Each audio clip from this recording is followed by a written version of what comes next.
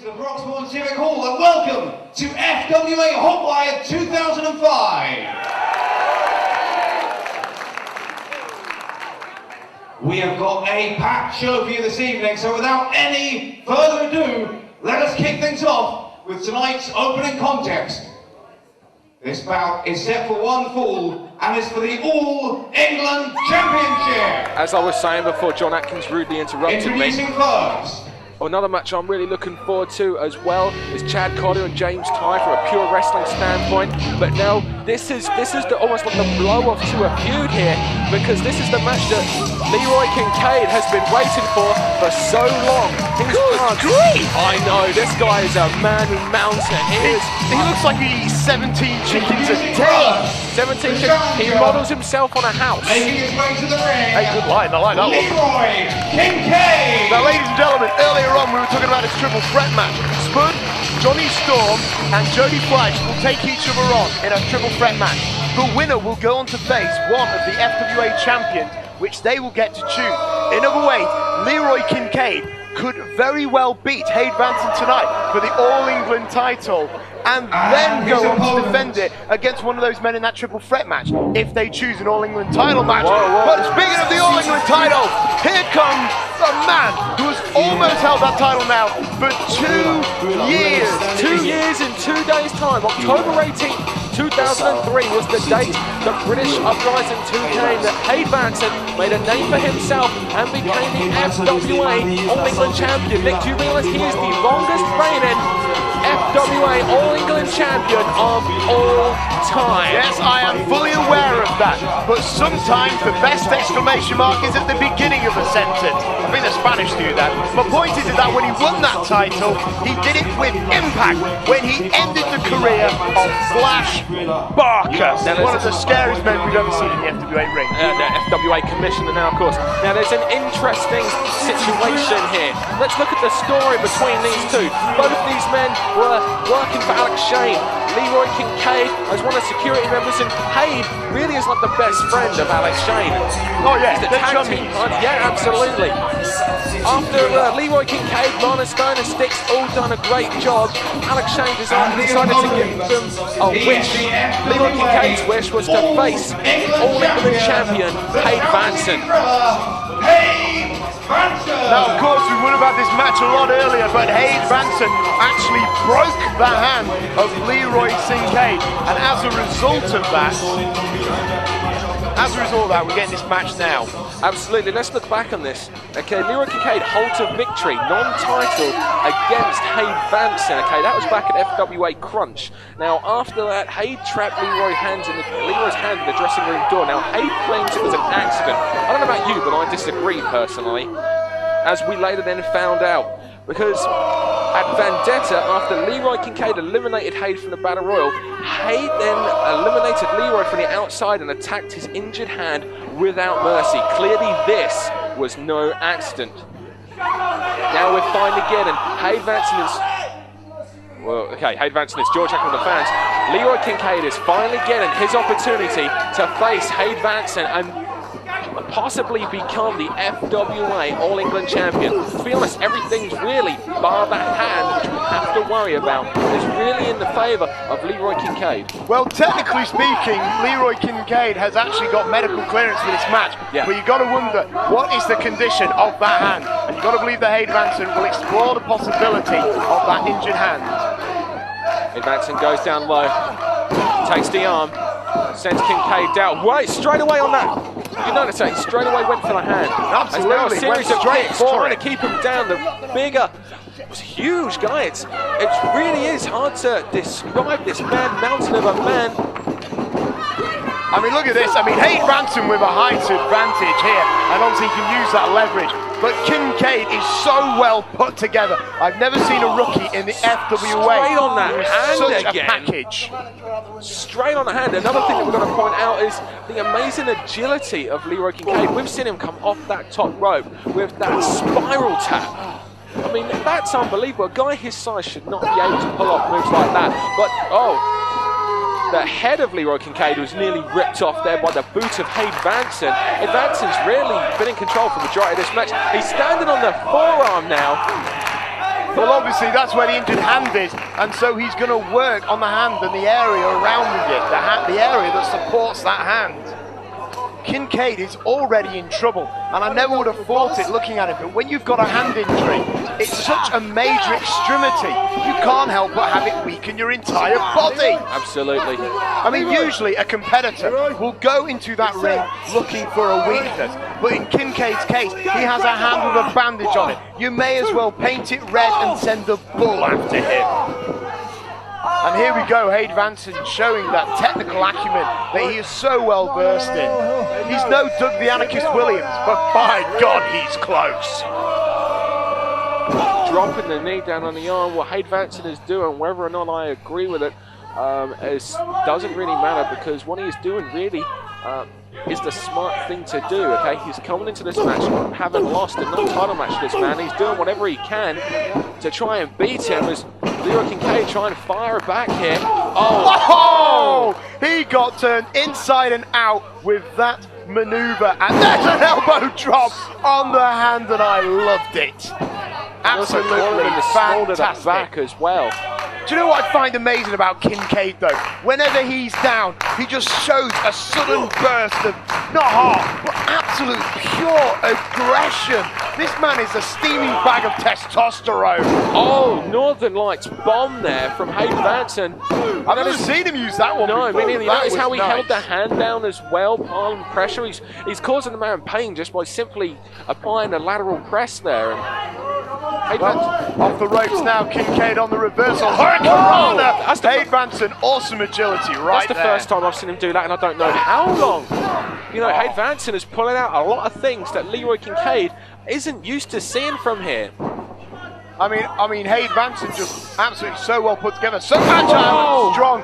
First he showed the agility, and then the raw strength that he is capable of. Hade Vansen is deceptively strong for a guy of his size, really. I mean, it's unbelievable that he was able to pick up clearly the much bigger Leroy Kincaide with ease and slam him down incredibly hard with that powerbomb. Well, Hade Vansen performed well. He still is, I presume, a martial artist. He has done martial arts training, and they are used to developing strength over size. I mean, it's just the way that the human body works. Kincaide obviously likes to get big, likes to get pumped and strong with it. Hade Vansen wants to stay lean and strong and keep his agility.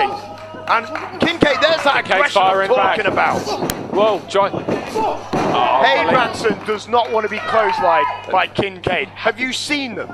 They are horrific. He may as well open up a black hole and suck his soul. Look at the agility of Hade Vansen. The one thing also want to point out is the experience factor of Hade Vansen as opposed to Leroy Kincaide. Beautiful drop kick there off the top rope. Hade Vansen really has shown his experience by the way that he has really dominated Leroy Kincaide from the opening bell, and I for one am surprised about this as the crowd right now are getting on the case of Hade Vansen with the less than complimentary Vansen sucks chance. Oh, and he clotheslines him to the outside. Kincaide tried to hold on and stop, but Vansen just came, oh my goodness! And completely flattened him. When was the last time you saw Hade Vansen pull out moves like this? Well, obviously he's quite desperate. He wants to maintain that title, but if this is what he feels he needs to do to win, then so be it. I mean, Hade Vansen is a big match winner. By a hook or crook, he retains that title against men like Loki even. And Kincaide! Whoa, where did that agility come from? Raw aggression! Raw aggression, and Kincaide is away! These guys, the thing is, they are former running buddies. They know next to everything about one another, and both of them are showing things that I haven't seen from either of them, and I'm pretty sure their opponent hasn't seen or expected from either of them either. Well, obviously, and Kincaide just got pulled into the guardrail and the ring post, and Hade Vansen might have found his answer there. See, Kincaide gets so aggressive, he is blinded by his own rage, and that's when you find your opportunity. Absolutely, he does have a problem holding his temper, but can you blame him? Hade Vansen slammed the door on his hand. Have you ever had that happen to you? Have you ever trapped your hand in a door when that's been closing? No, I've had many things happen to me, but thankfully one of them... And Hade Vansen taking time out to sing. Well, I hope he was request voice here. Well, the fans are very appreciative of his musical talent, but Kincaide thinks that song sucks. Maybe he's more of, I don't know, Christina Aguilera fan or something. He's going to beat a tune out of him by the looks of it. And Kincaide is just so aggressive. I can't understand where he digs it up from. Oh, maybe we're going to see the spiral tap. This is it. This is unbelievable. A guy this size doing this, he's taking his time to get to the top rope. And Hade Vansen manages to find him up there, and he cut him off at the pass. Now setting him up. Oh my goodness, this is Looks dangerous. like no way. Like a T-bone. No. T-bone suplex off the top rope. And that will do damage to both men. Hade Vansen, no doubt, will have knocked the back of his own head on that manoeuvre. But Hade Vansen, he's up. He looks a bit dizzy, and he himself wants to go high. This is an unbelievable Hade Vansen that we are seeing here tonight. Well, he slipped. He was climbing the top rope, slipped himself, and smacked his head on the ring post, and the steel buckle there. He's taken far too long. Maybe this is given to... Yeah. Well, absolutely. That slip-up allowed Kincaide to roll out of the way. And you've got to believe that Kincaide has something to prove. His other running buddies, Stixx and Stone, are the FWA Tag Team Champions. Absolutely. Hade Vansen is the All-England Champion. Kincaide doesn't want to be the last man out. Wait a minute. Nick, watch this. Maybe, could we see the... Hopkins found the spiral tap. No way. Unbelievable. 1, 2, 3. We got it! No! We got it! No way! England champion! Nick London, do you believe? But no, it can't be! Everything that Hade Vansen has put Leroy Kincaide through. Leroy Kincaide comes out with a victory. That awesome spiral tap off the top rope. Ladies and gentlemen, new FWA All-England champion. I cannot believe it. 2 days shy of a 2-year reign. How gutted must Hade Vansen feel right now? And maybe Leroy Kincaide is about to embark on a career that will surpass the record of Hade Vansen. Just out of nowhere, he hit that spiral tap, and he is the new All-England title holder. But what next for Hade Vansen? This is unbelievable. We have a new FWA All-England champion. His name is Leroy Kincaide, and I defy you to find me someone in the back that can wrestle that belt away from him. Can I just want to give a shout out to Spud, Jody, Fleisch and Jonny Storm. If you win, do not pick the All-England title, because Kincaide will eat you alive. Yeah. Unbelievable, but a great match. Both men came in here with an awesome game plan. He looks defeated. Well, he is defeated. He is now, I'm going to say this, and I'm going to quite enjoy saying this, the former FWA All-England champion. Well, Kincaide absolutely embarking now on the beginning of a mission to prove that he is worth his salt here in the Frontier Wrestling Alliance. And my goodness, what a specimen. Ladies and gentlemen, the following contest is set for one fall and is tonight's handicap match. Introducing first,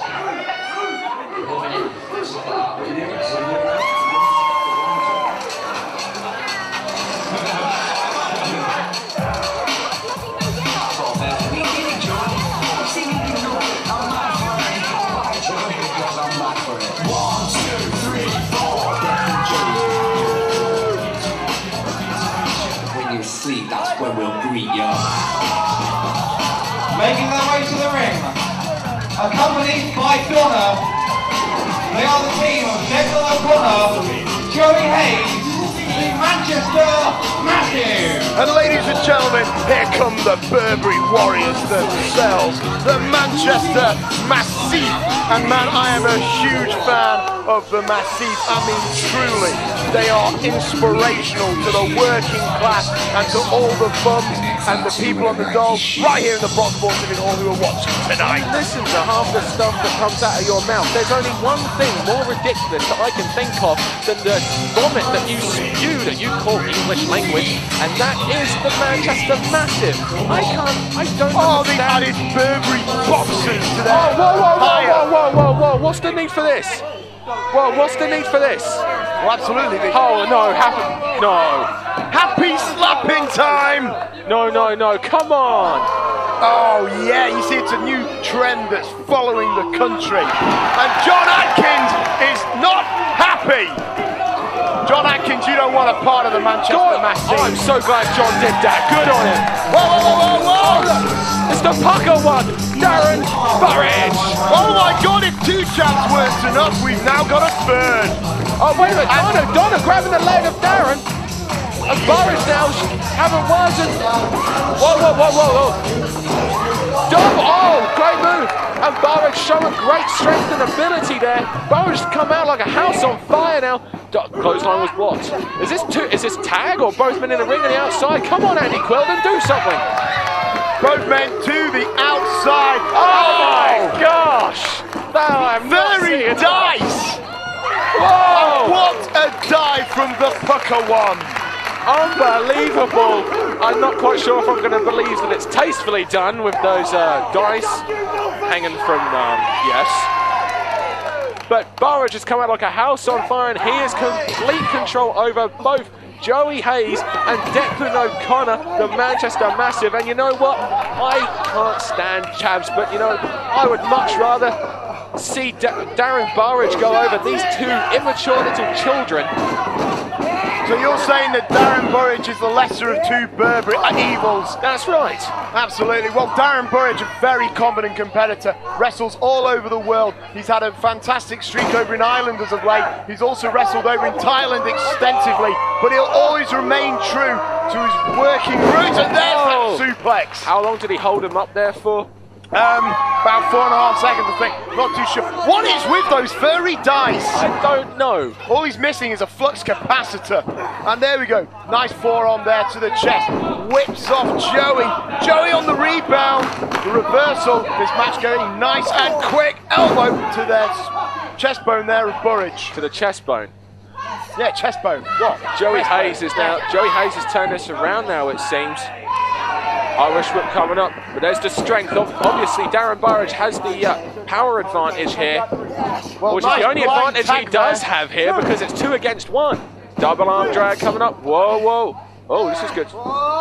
Unbelievable strength there. Oh, right on the head. That nasty. Yeah, going for a double cloak. Double STO. Absolutely, both men caught him and dropped him down with that STO maneuver. Nicely executed. O'Connor going for the cover. 2 count there. The inexperience of O'Connor was showing there. Failed to hook the leg after that double team move. Come on, Deck, you can do this. Elbow there. Oh, I don't understand this. Taking time. He's going to regret this. He can't take that kind of time on a man like Darren Burridge. Darren Burridge, given that 1 split-second opportunity, he'll make you eat your words. Not to mention probably the rest of your face when you imagine how hard he hits. Well, Declan O'Connor there just came in and just hit that big old clothesline. And now, tight arm wringer there, and he brings in Joey. And the fans barking like dogs right now. What's that all about? I don't quite understand it either. I think it's some sort of thing to do with the fact that he's from Essex. Maybe it's a tribute to Essex ladies. You ever been to anywhere in Essex? Say Colchester? Well, no. Actually, really when I've been on dogs. holiday one time, I did meet a few Essex girls, and oh my goodness, that's when I decided to take up religion. Nice Northern-like suplex there by Burridge. I mean, how frustrating must it be, though, not being able to tag out to another guy? But heck, he made his bed, and he's going to sleep in it. The Manchester Massive have, of course, yet to win a match here in the FWA. Now, maybe the fact that they've got a 2-on-1 advantage, this is exactly what they need to do that. But how proud can you be the first time you win your match in the FWA? It's a 2-on-1 advantage, a handicap match. Is he going to go home and tell his mum about it?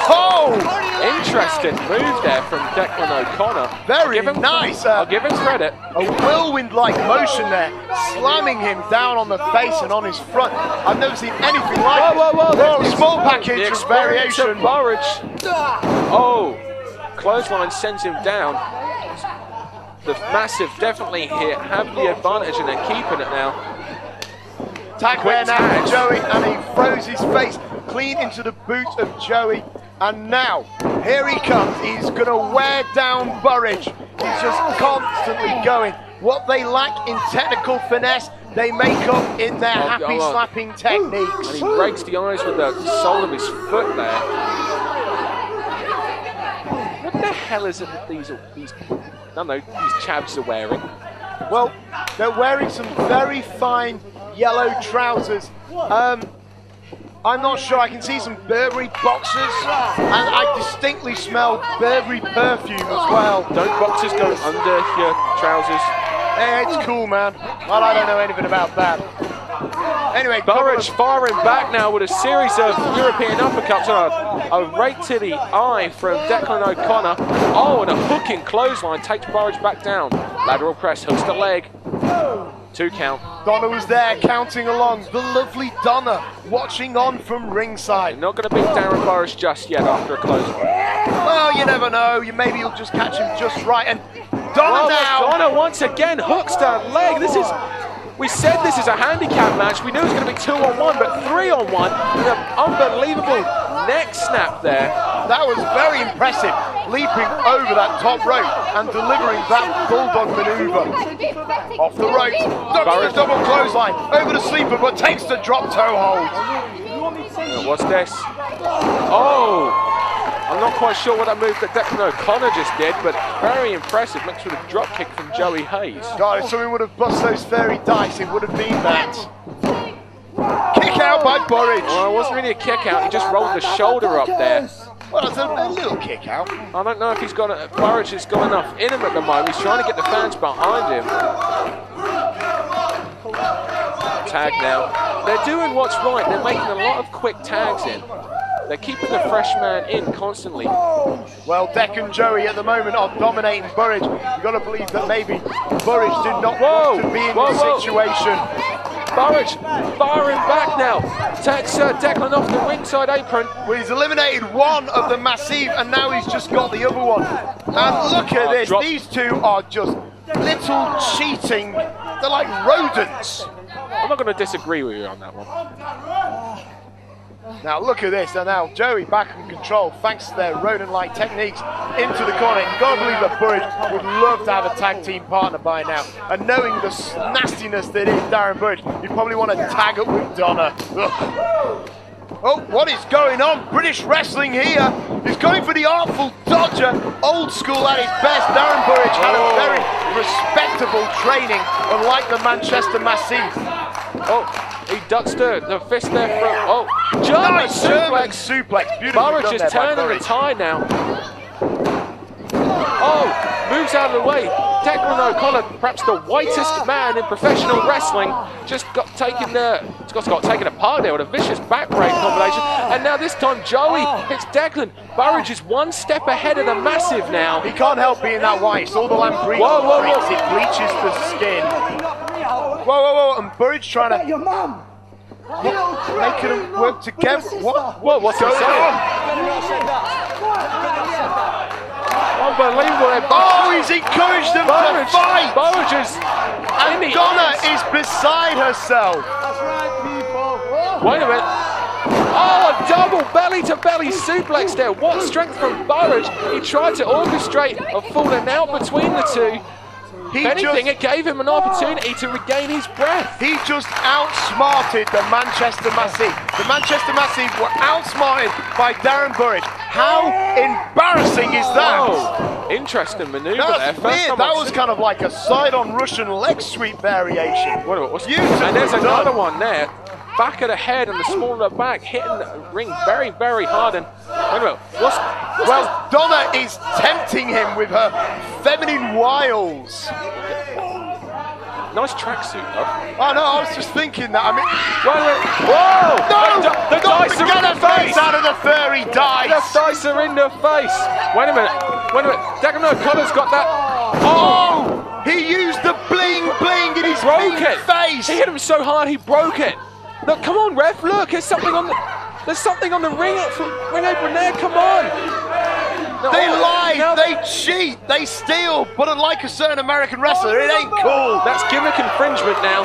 But all 3 men are down, but come on, ref, whatever it was that was used by Declan O'Connor, Wait a minute, Darren Burridge was caught with the proverbial smoking gun. I believe. John Atkins now. But John Atkins is laying down the law, explaining what happened. After what the Massive just done to him, Burridge is up now. There is no way that I'm announcing them as the winners. No way on earth. I'm sorry. And Atkins actually standing up for him. Every single person in the building except you, Andy, saw what happened. Every single person. Go for it, Andy. When did John grow balls? How you can only take so much from this council house antisocial vermin scum that is. No! What's he doing to Donna? Sit out, body slam there, and now. What is this? The people's dicey elbow or something? What the heck? Oh, right into the Bristol cities of Donna. As a result of disqualification, Darren Burridge. Darren Burridge gets to win via DQ and an interesting match. And unbelievable, Declan O'Connor just pushed Joey Hade down the stairs. These two have fallen out. John Atkins has opened up a Pandora box made of Burberry, no less. And by opening this, he might have caused more trouble for him and Darren Burridge. And what is going on here? I don't know, but good for you, John. Good for you. Get one over these chaps. Well, he's hugging a chap right there. That's like selling your soul to the devil. Yes, but this chap is nowhere near as bad as those other chaps. Like you say, it's less evil chaps. Oh my Lord. Absolutely, this is just terrifying. Anyway, ladies and gentlemen, we've already seen an all-England title change, and we've seen Burry Dice and poor Donna being victimised. But ladies and gentlemen, coming up later on tonight, well, we've got Chad Collyer versus James Tighe. We've also got the tag team titles being defended, but it looks like Darren Burridge entertaining the fans here with a... He's maintaining his one-man show at the moment, and the ringside fans are looking bewildered at the Burry Dice of Doom. Ladies and gentlemen, Darren Burridge. Leroy Kincaide, you've just won the FWA All England title from Hade Vansen, who's held it for nearly 2 years. How do you feel? Oh, I feel on top of the world, man. It's been a long journey actually trying to get this belt. So I mean, I've had a hand injury, I've been here, there and everywhere wrestling him, but never had like a proper title shot. Now I got it, I took full advantage of it, and that's why I got the belt. So you know what I mean? I was out there like, you know, with my fighting spirit and everything. You know, my hand was hurting still, but I carried through and then got my new prize. Any words for future contenders? Just bring it, do you know what I mean? Like, I'm here, I'm waiting. You know, new champ is here now. I'm here to stay. So whenever you guys are ready, then just, you know where to find me, innit? Leroy Kincaide, thanks very much. Well done. Congratulations. FWA Commissioner, Fleisch.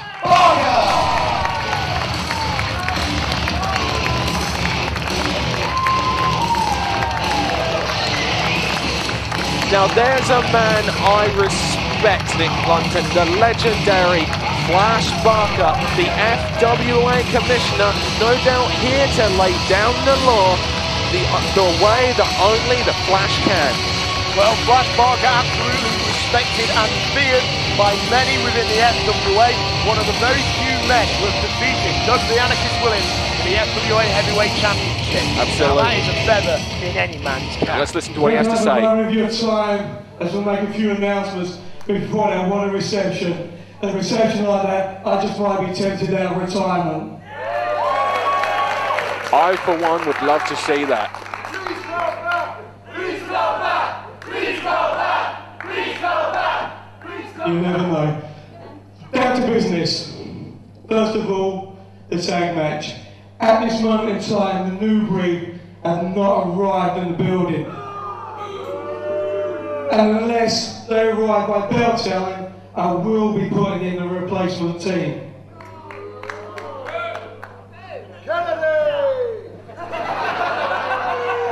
The second announcement was a match between the Iceman and Jack Xavier. I was going to do this and I had it all set, but a couple of weeks ago, Jack Xavier injured his neck during training. So instead, I put Paul Travell in. And I, for one, I'm looking forward to this match, Nick London. But on Friday, the Iceman broke his collarbone. So obviously, now I've had to postpone the match. Oh, that's terrible news to But hear. it's not all Couldn't have bad happened to a news. nicer person, no. Because I've made an executive decision, and you have now got a replacement match. Wait a minute. About to find out what his replacement match was. Wait a minute, this is not. You and I have no idea what's going on here. Well, Or at least to you. Do you know something? Music being used by a few people in the past, but I'm presuming the only person in the back at the moment is that lady there. Jane. Wait a minute. Wait a minute. I know her. That's Simply Luscious. Simply Luscious. She was trained by Steve Carino. She has appeared in TNA, Ring of Honor. Well, what's she doing here in the country? And what's Jane Charles doing coming to the ring? Yeah, I mean, why is Simply Luscious here? I don't know, but look at the physique on this girl. She's sexy yet scary. It kind of gets me going, but it doesn't Nick, you have problems. I don't find scary attractive, and this woman is definitely scary, and oh my goodness. Do you know what? If I was the fans, I'd really keep away from her. Her reputation precedes her.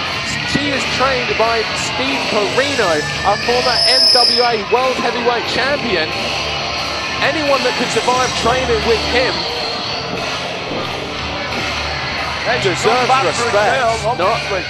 I wouldn't let her hear you say that. Well, why is the lovely Jane Childs here? No doubt that she's here to stir trouble. Mr. Barker, may I remind you, you might be the commissioner, but I am the executive assistant to the managing director. That's right, I am the commissioner. That also means that I am your boss tonight. That's right. And if you've got something to say, make it quick, or otherwise you're going on one knee and you're going to get the spanking of your life. Yes! Yes! Make it Yes! quick. We want spanking. I love this crowd here tonight. I am sick and tired of seeing bimbos in the FWA. This lady ought to get a mirror. So, in my position, I decided to do something about it. I've already got rid of Nikita by employing the services of Soraya, who unfortunately couldn't be here with me this evening. And do you see any nurses or maids here anymore? Sorry. You're joking. So, she's gotten rid of the lovely USA. Buttercup. I went to Ring of Honor, I went to TNA. She got rid of to look Stephanie for the Scope. Best female that the United States could offer. Simply Luscious. She got somebody who I'm scared of instead of the lovely Buttercup. In the FWA, we are class. We are the women here. Whoa, these fans. No one in the FWA to stop us. Wait a minute. Nikita, the original FWA bench. No. This can't be Nikita. I mean, I remember hearing that Nikita was taking time out. She's here! Oh my God, it's the Queen of Chaos, Nikita. She is here. Holy! Well, here is Nikita looking lovely and feisty as usual. And here's Steve Lenski now. We got ourselves a match. Well, I'm not too sure. Whoa, Luscious jumps Nikita here. We got ourselves an impromptu match. And the match has just started, but Jane Childs really ought to get out of the ring. And look at Nikita go. Look at this vicious side. She sends her straight to the outside. Whoa. Now, Jane Childs was the woman who put a bounty on the head of Nikita. That's to right. Get her out of the FWA. And now Nikita looks like she's going to take it back out. She's got Jane Childs' body, making her think about it, but unfortunately that gave Luscious the chance to take her opportunity, take her chance, and now get Nikita down on the mat where she is put on a side headlock here. Simply Luscious now, early on, has got the advantage. I'm thrilled that this match has just come out of the blue. And Nikita now off the ring. Oh, and a sit out to the hip toss. Hooks the leg there, 2 count. Interesting move there. Simply Luscious, this woman is very, very capable in the ring. I know men who wouldn't get in the ring with her. Well, Nikita has had like a very successful career in the FWA, has taken on some of the best male competitors that we have got. Men like Paul Travell, for example. Men like, you know, the army known as the Family, for example. And she has fared very well in the past. But can she take on this experienced female, Simply Luscious, who is very well trained? Absolutely. This is Nikita's return match here. Is there going to be a degree of ring rust here, do you think, Nick London? Possibly. Possibly. I mean, she's been out of the ring in quite some time. She's been pursuing alternate hobbies, but she's found her way back into the Wrestling Alliance and wasn't ring. the last time we saw her actually in the ring? She got tombstone pile driven, not once, but twice. A move that is banned here in the FWA. Absolutely. It was the tombstone pile drive that actually really ended the career of Alex Shane. Whoa, she went for a sunset flip there. She couldn't quite get it, but she's still able to recover and get a school girl, I guess. That's why pile drivers are banned in this company. It all went down like several years back when Justin Richards was unfortunately forced to retire. Absolutely. In wrestling because of the pile driver. Thus the ban was created. And why is Jane Childs getting involved? Are we going to see some cat fight between the Nikita chasing Jane Childs now. She's smart enough to get back in the ring though. Still distracted. This might be giving Luscious too much time though to recover. Yep, there it is. There's a jawbreaker there. So Luscious recovered in time and hit that. Whoa, bulldog! And then the bulldog. Simply Luscious very confident in her ability and physique, don't you think? Absolutely. Look at the look on her face. She's not impressed by FWA head official Steve Linsky here. Steve Linsky is there to make sure there is a winner come hell or high water. Usually I wouldn't mind being a man in between two beautiful women.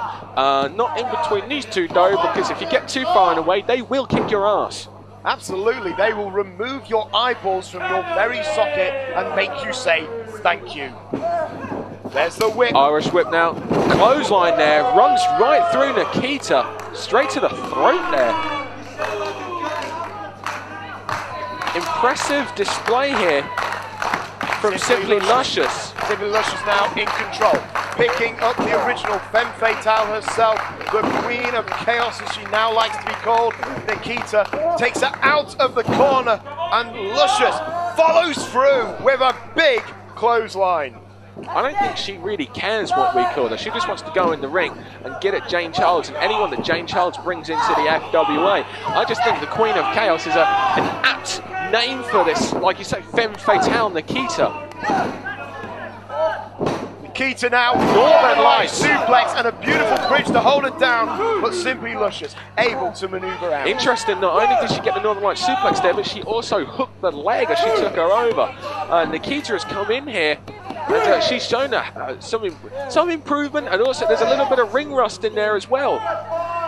But well, she's obviously brought some new ideas to the ring. Absolutely. And now the two slugging it out. And why not Nikita with a forearm and another, and has got a whoa, look at this. Nikita in the corner. Whoa, that was blocked. Oh. She just scratched her chest there. Yeah, that was quite nasty, and a powerbomb out of the corner perhaps. No, Nikita with a Hurricane Rana. Took too long there. She was trying to powerbomb down. Nikita turned it into a Hurricane Rana, and now back into the corner. Maybe this time Nikita will get this. Wait a minute, there's Jane Childs. Whoa, one to Jane Childs. Good for you, girl. Wait a minute, there's Simply Luscious. Whoa, drops her. She missed her onto the second turnbuckle. Yeah, lucky for her, she missed the top turnbuckle there where the pad is exposed. She gets her over her shoulders now. Oh, wait a minute, what's this? Oh, a spinning Death Valley driver there, and wait a minute, feet on the ropes. Her foot was on the ropes. Jane Childs interfered, her foot was on the rope. Oh. A miscarriage of justice here. Simply Luscious managed to take the victory, admittedly with the assistance of the right. But who can complain? Not me, that's for sure. Simply Luscious has made a hell of a statement here tonight. Coming in with Jane Childs, Nikita thought she was coming in with Hellfire and Brimstone, but it got put out in front of all. You know what impresses me though is Nikita hasn't been in the ring for a long time, as opposed to. Wait a minute, Well, that's the woman she really wants. Yeah, that's the woman that perhaps cost her this match. That's the woman who... Wait a minute, she slipped up. Well, Nikita, if she gets them backstage, there will be hell to pay for. The following contest is set for one fall with a 30-minute time limit. Introducing first.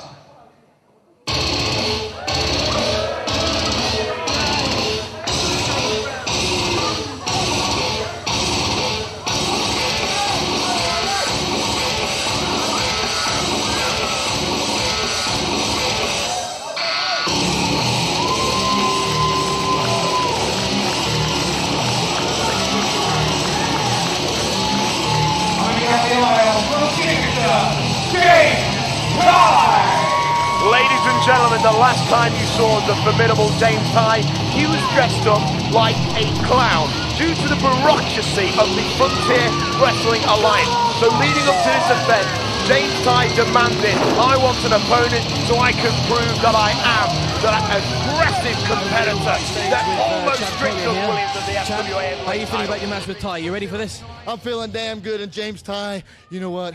It absolutely sickens me, it disgusts me that somebody here in England is actually using my finishing hold. A finishing hold that my teacher, Dean Malenko, passed on to me, and tonight I'm going to take great pleasure of making him tap to my finishing hold, not his. Great match, scientific genius we are going to see here. It's between James Tighe and this man making his ring, making his return to the FWA, sporting a new mohawk haircut. Well, the Dean Malenko trained Chad Collyer. He is a competitor in the Ring of Honor Pure Wrestling division. He has competed in the WWE. He has competed in NWA TNA. He has competed in Japan. His resume speaks volumes. And the last time we saw him was actually last year at Gold Rush, where he had a fantastic match with Johnny Storm, but he came up on the shorter side. The same Johnny Storm that, of course, James Tighe has been in a war with in recent months. You know what, Dan, you make me sick. Frankly, I've been in this commentary booth since British Uprising 1. You swan in here, you tell me how to do my job. And you know what, whether you like it or not, or whether the fans believe it or not, I've had wrestling and shoot fighting experience. Did you see and this? So I will appreciate this a hell of a lot more than you ever could. Okay, well, let's calm down and enjoy this technical wizardry that we're about to see from both Chad Collyer and James Tighe. I won't calm down because it's so important for James Tighe. He has been embarrassed by the FWA. He's been embarrassed by Aviv Mayan. He needs to beat this man to prove that he is one of the top guns here in the FWA. A match which we have been hyping appropriately enough as the Battle of the Texas Cloverleaf. Absolutely, both men used that Texas Cloverleaf as their finisher. Now we see Chad Collyer with an interesting bridging hammerlock there. This is going to be something really special. James Tighe able to get out, backs into the ropes, and we're both men now regrouping. James Tighe especially. Chad that Collyer is one of the tightest bridging hammerlocks that I have ever seen. Single leg pickup, and there, spinning around. He's going to work on that leg, going for the Texas Cloverleaf, perhaps. This time, James Tighe gets the advantage early on. And we're at a stalemate of sorts now. Chad Collyer took the arm earlier. James Tighe just took the leg. Both men now stand up, collar and elbow tie up, waist lock. Takes him down. Though, would you really want to go into a battle of the Cloverleafs with this man, Chad Collyer, considering the man who trained him is Dean Malenko, a man who used that very maneuver to win multiple championships over in WCW and the WWE. And also famed, really made his name in New Japan Pro Wrestling.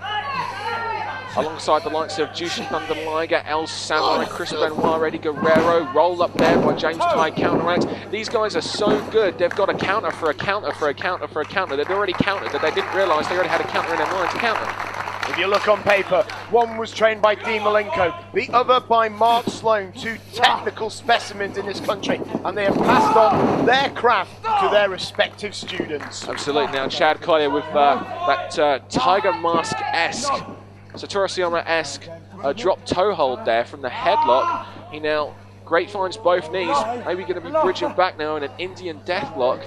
Well, at the moment, this kind of here maneuver it is. just keeps tight in place, and that will stretch the knees.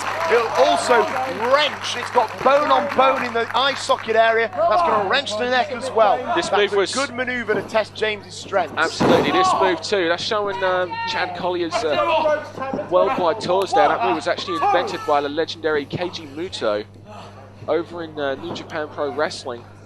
No doubt Malenko would have learned that and passed it on to his students, perhaps. Absolutely. Chad Collier's actually wrestled in Japan as well. James Tighe, no secret to the Orient actually at the Super Show back in March. James Tighe teamed with Doug Williams and Two from Scorpio to take on Mitsuharu Misawa. Well, James Tighe there with a front headlock. Earlier on, he took down Chad Collyer with a quarter Nelson, but Chad Collyer was able to foul back up again. And now James Tighe keeping the control on that arm. As I was saying, James Tighe is no stranger to big matches with some of these foreign stars such as Mitsuharu Misawa, Yoshinari Ogawa and Tiger Emperor. As he now controls the arm of Chad Collyer. Chad Collyer tried to get out of it, maybe put in the head scissors. James Tighe kept control of the arm. Well, this time, no, he rolls over. Bridge and cradle there. 1-2 count. James Tighe, he gets it back, but Collier's in the ropes. You know, and James Tighe made a successful career in the FWA by making a name for himself in matches against big-time American. You want to look at men like Paul London. Paul London is the definite example I was thinking of there. It wasn't more that it wasn't just the fact that he beat Paul London, it was the fact that he beat him so convincingly. We were all shocked. We all realised there and then just how good James Tighe is. He's been in there with the best as well. Chad Collyer there, keeping his weight on top of the head of James Tighe. That'll prevent his ability to manoeuvre out of this. Chad Collyer, however, relinquishing that control so he can drop the knee onto the elbow. He's trying to hyperextend the elbow right here. Absolutely. And with the technique that he no doubt has within him, he's possibly capable of dislocating that elbow joint. James Tighe now trying to find a way out of this. Collyer turns it into the arm lock there. Tighe back to his feet, back into the ropes, Irish whip. He ducks down, tries to trip him up, leapfrog, hits the ropes. Collyer leapfrogs as well.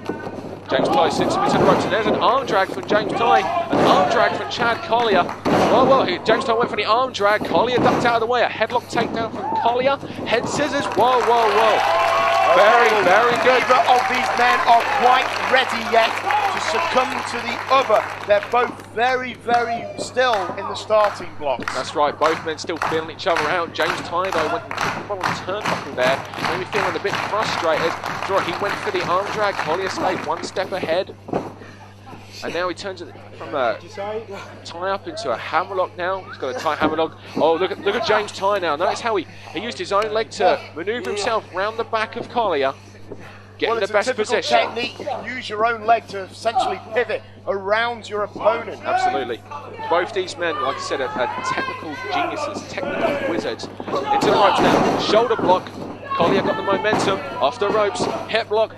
Blocked there by Collyer, backslide attempt, both men fighting for it, who's going to get it? Swing round by Tighe, Collyer misses the clothesline, tight power slam by Collyer, hooks the leg, 2, 3, very tight power slam, but it was only a 2.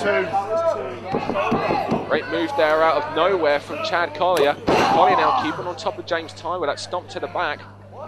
This has been a fantastic match so far. This is what makes the FWA so great.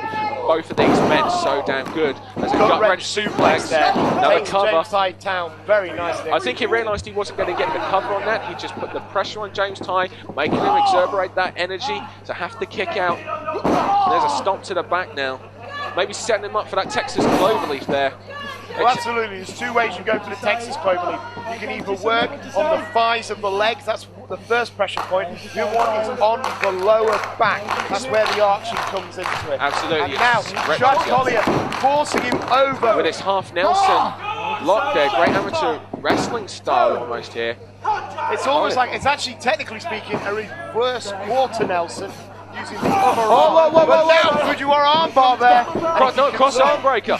If he can actually straighten that out, he will be able to inflict a lot of damage. Yeah, quite correct. Cross arm breaker, my mistake. He will hyperextend the elbow. If James Tighe does not get to the ropes, which he does, that elbow would have been hyperextended, and that wouldn't have just cost James Tighe the match, but possibly a couple of months in his wrestling career on the injured list. I like what Collyer did there. Even though he let go of the hold, he still held on to the arm and able to do just that little bit more damage. Absolutely. He has a 5 count there. James Tighe tried to reverse it with a body slam. Collyer, ever the professional, holds on to the arm and maintains his position in charge of James Tighe. Well, that's excellently done. Now, this is a very typical shoot situation. If you can get round to the head and sit on it, you have all the world of control. But James somehow able to find his way up, and he's going to go for a body slam with the hammerlock. Yeah, he dropped him straight on that arm. Collyer has maintained. What's interesting is Collyer has come into this with a different game plan, I think, than what we were expecting. We were saying it's a battle of the cloverleafs, expecting both men to work and try to get themselves into a position where they'd hit that move. Collyer, however, has gone after the arm. Maybe he's got something else up his sleeve to take James Tighe off his game plan. I want to look at it as a defensive position as well, because obviously you hold on to the cloverleaf, you're holding on to both legs with your arm. If you injure the arms enough, you cannot apply it. Very, very well put there. Very well pointed out, Nick London. Now he holds the arm, and also there's a hyperextend, possibly hyperextending. He really is working on that arm heavily in this match. Chad Collyer staying on top. It seems to be more on the focused area. Yeah, look at the that. Shoulder area, Viciously done. At the elbows. Neither of these men are particularly fan favourites here in the FWA or anywhere in the wrestling world. Don't expect to see some handshakes and sportsmanlikes from either of them. These two men just want to prove, not to just each other, to the whole wrestling world, that they are the superior technical wrestler. And nice escape there by James Tighe. Now, see, I'm not surprised that Chad Collyer is keeping up with James Tighe. We've seen Chad Collyer take on fellow British competitor Nigel McGuinness over in the Ring of Honor promotion in regards to the pure title race. So obviously he knows how to technically wrestle, and he's keeping up with James Tighe. And it looks like he's going for a snap suplex, and it's beautifully executed. Yes, beautifully done. Shades of the British legend, the Dynamite Kid. But Collyer kicks out at 1. Not enough weight from James Tighe on Collyer, and 2 only in this contest. Collier's now making his way to his feet. James Tighe, Irish running to the ropes. Oh, beautiful drop kick. The drop salt, as my old colleague Tony Childs would have called it. And now, however, he managed to kick out. And now he's just keeping that momentum. We've got him with the drop salt, and so he's going to hold on to him. He wants to make sure he maintains the control. As you can see James Tighe there, shaking feeling into his arm. That's right. That's what he's trying to do. Buy time. This isn't for a submission. He's just desperate to buy time. The point of the knee was also in the back of the neck there with that rear chin lock. Collyer gets the ropes off to escape, and there's a clothesline, cuts Collyer right off. Look at James Tighe, a man who's surprisingly probably one of the best in the FWA to have never won a championship within this company. He's always become so close, but he always seems to drop the ball the last minute. He almost beat the Zebra Kid for the All England title. He almost beat the Burridge for the FWA Heavyweight Championship. And there's a match I'd like to see, actually. James Tighe and Alex Shane. You know what, maybe with a new All England champion and Leroy Kincaide, he may go after him. You never know. James Tighe is so good, in my opinion, he can go for anyone there. A leg drop, again, cover, making him exaggerate that energy. Also gain his own breath there. Oh, Collyer now firing back. You can't give Collyer any time to gain his composure, because he will keep coming at you. You don't survive the training school of Dean Malenko by not learning how to fight and defend yourself. Surely he could bribe Malenko just a few times. Malenko rather. Couple of beers here, maybe a nice pat on the back. Give him a nice hotel room. I mean, that's how I get through life. Well, he was going for that slam. Going for that slam, it didn't work out. James Tighe fell down on top.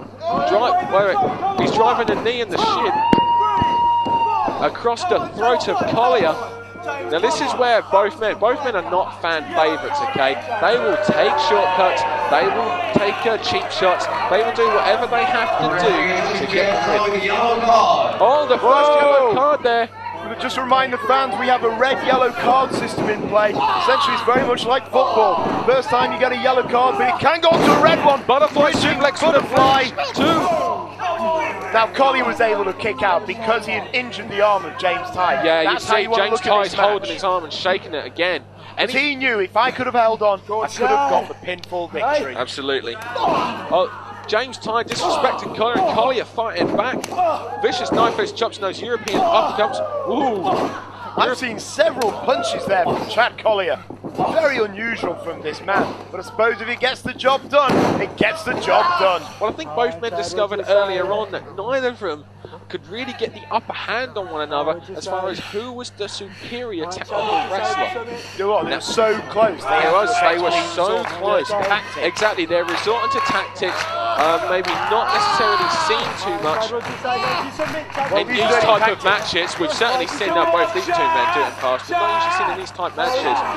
Well, nice Baron OS submission there. But the thing is that James Tighe's dirty tactics already cost him 1 yellow card. If he does another dirty manoeuvre and the referee thinks it's worthy of it, he'll issue him another yellow card and thus be disqualified for receiving 2. Absolutely, 2 yellow cards equals a disqualification. A red card is an immediate disqualification. Absolutely, and fines come with it as well, and possibly being dropped out of future shows. And you've got to believe if James Tighe wants to prove that he is that aggressive son of a gun, then he will not want to be disqualified. The FWA commissioner doesn't take things like yellow cards and red cards lightly. If you break the rules, the commissioner will literally make you pay. Now we see James Tighe working on Chad Collyer. Collyer now up to his feet, trying to reverse this. He's turned it around. I think he's got it. He turns it up. Nice side suplex there. He managed to finally maneuver out of that submission hold and then deliver that back suplex. But look at Tighe. Tighe's already up. And Collyer now. Collier's back to his feet as well, though dazed. Collier comes into the corner with an elbow shot there. Another forearm. Both men trading forearms now. Once again, taken to the striking. Not the back of his head, so he's going to want to keep striking his head now. And there's a series of knife-edge chops. He backs him into the corner. And Collyer, look at this. Collyer coming out like a... Collier's firing up now. Whoa! Whoa, I've never seen Collyer leave his feet in this match, and there it is. Just like that, he waited for an opportune moment. The leg lariat there is perfected by Dean Malenko. Telegraphs that back drop. Gets caught in a belly-to-belly suplex. Awesome suplex there from Chad Collyer. James Tighe rolls to the outside.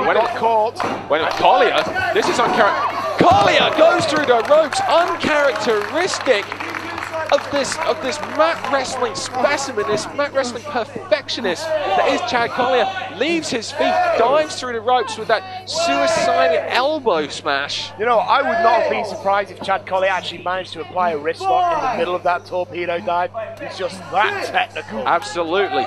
Or if James Tighe could have countered that flying wrist lock with a wrist lock of his own. No, maybe the drop toe hold of death. That's the sort of thing that James Tighe would have done. Collier throws Tighe back in the ring. He wants to beat him. He wants to show that he really is best. And Collier once again going to the top rope. Again, uncharacteristically. Top rope. Cross body. Shades of Ricky Steamboat. 1, 2. Wasn't able to hook the leg though. Key lock. Key lock. That's pure. Yeah, that's exactly what it is. A key lock. And that is pure Collier. He went for the cross body. He had the kick out. So rope. You know, screw you, Tighe. I'm going to put you in a key lock. You know what? We haven't seen him set up for the Texas Cloverleaf once. I believe he's been setting up for this key lock here. This is a very dangerous move. I have felt these things. This can break your arm. Absolutely. Fans of mixed martial arts, ultimate fighting will be well aware of the danger of that move. Absolutely. I wouldn't be surprised if you saw James Tighe forearm bone fly across the room at that point. So it's suplex now. James Tighe managed to counter out. Elbow shots there. Yeah, you don't want he blocks Tighe. the elbow. James Tighe was telling me about this. This, ladies and gentlemen, if you can get it up, it's the spinning tie rack. Well, he didn't quite spin with it. He wasn't able to. Usually he picks it up, spins around, then drops it. But just that time he had no energy and an injured arm. Well, yeah, after everything that Collier's done, Tighe didn't have it in him. Really to get him up and hit that tie rack move, as you called it. Hey, James Tighe nailed it. Cloverleaf. Cloverleaf. Oh, small back 1, 2. And if anyone knows a counter to the Cloverleaf, it's going to be Chad Collyer. And maybe Dean Malenko as well, but he's not in the match. That clothesline now. What is this? Sit out, you're an Archie bomb. Beautifully done. 1, 2. Nonchalant cover there. Maybe if he could have turned around, hooked the leg, he might have been able to have got it. I think he is just that worn down from this match. This has been a great match so far. James Tighe now picking up Chad Collyer, drops him down in that slam. And now James Tighe's going to fly. James Tighe's going to the top rope. Both men uncharacteristically. Wow, these dudes are really desperate to win this match. Whoa, whoa, whoa, oh, he misses the moonsault there. And unfortunately landed awkwardly on his own legs. Now that could be devastating. Well, roll. 2, 3. No. 3. Oh, 3. That was close. Keylock. Keylock again. Keylock. Once again, going back to the keylock there. He saw a position. He made the most of it. Unfortunately, thankfully for James Tighe, he was near the ropes. Every time he gets the keylock, James Tighe somehow is able to reach I think we're just seeing the rope. frustration there on Chad Collyer. He's delivered a series of fists to the forehead, and there he goes for this double underhook powerbomb that we've seen Collyer use numerous times. Another move feigned by Deep Leg. Beautiful German suplex. 1, 2. That's actually one of James Tighe's special he didn't moves. get that. That was such a beautiful execution. Absolutely. And a beautiful bridge. And by all rights, he should have got it. But God, on the was the other shoulder. side of James Tighe. Oh, wait a minute. Tighe fighter! Hooks the near leg. 1, 2. The problem with that pin is he's not able to. Chad Collyer, for all intents and purposes, has his entire upper body free. But both men now really have pulled out on one another, and this has been the great match that I was expecting. Neither man have failed to deliver. In fact, both men have shocked me by doing uncharacteristic moves like going to the top rope. Looks like Tighe's going to Tighe's Tighe fighter. Yeah. Whoa, he blocks Chad it. Collyer is fighting it. Doesn't want to get hit in another one. Whoa, through the ropes. Oh, Cloverleaf! But has he done enough damage to those legs? I don't think so. No, he's turning him. He's turning him. I think he's almost got it. He's got it. He's got it. Nick London, this match is over. This match is over, Nick London. It's only a matter of time. Can't get to the ropes. He's been working on the arm the entire match. Look how far he's sitting down with this Cloverleaf. It's tight, no doubt, but I honestly believe, and I was right, the damage was not done to the legs. Chad Collyer had not done enough to justify the Texas Cloverleaf. He's been working on that keylock. It came out too much. It came out of nowhere there, just to remind James Tighe, hey, I can do that. I was doing it long before you. I was trained by the best at that move. Whoa, Enziguri, maybe he was going to trip up the leg and go for it again. James Tighe made him pay. Here we go, picks him up. And whoa! Oh no, James Tighe now going for the Cloverleaf. Man, I wish I could do that. Can he turn him? Yes, he does. Awesome. And now, look at the height that James Tighe has on this. Look at the angle. Look at the arch on the back. Will Chad Collyer submit? He drags him into the middle of the ring. Oh, look at the knee. Even tighter. Look at the knee. Look at the height on this. I've never seen him do it this tight. Collyer can't take much more of this. Surely. His arms hold on to the hold on. Submission! Submission! James Tighe! Yes, he's won! In a technical masterpiece, James Tighe gets the victory over Chad Collyer with the Texas Cloverleaf. What a match! That will be a match that I will be rewinding on my DVD copy of this. Hey, kids watching at home, don't ever upset the clown that comes to your birthday party, because he might undress, be James Tighe, and kick your mum's ass, or your dad's ass, or your ass. Fact of the matter is, James Tighe has come back from the greatest humiliation he has ever had in his career. He came from a clown suit to defeat Chad Collyer using his own move, the Texas Cloverleaf. That was a fantastic match, and even James Tighe showing respect for Chad Collyer. I myself am going to give this one a round of applause. I enjoyed it that much. Tighe extends the hand. Will Collyer accept? I wouldn't trust either of these men as far as I could throw him personally. You know what? The luckiest man in and now Collier's shaking hand as well. Absolutely. They hug. Whoa! James Tighe! James Tighe ruining the perfect end to a fantastic match. You know what? It's Johnny Storm! Johnny Storm! These two have had problems stemming for quite some time. And Johnny Storm, who obviously not happy with James Tighe. But let me tell you something, the luckiest man in the FWA right now is Ross Jordan, because James Tighe is too heavy for his title. But let me tell you something, I smell gold in the future for the formidable one. The following contest is set for one fall, and this is the FWA Tag Team title. Introducing first.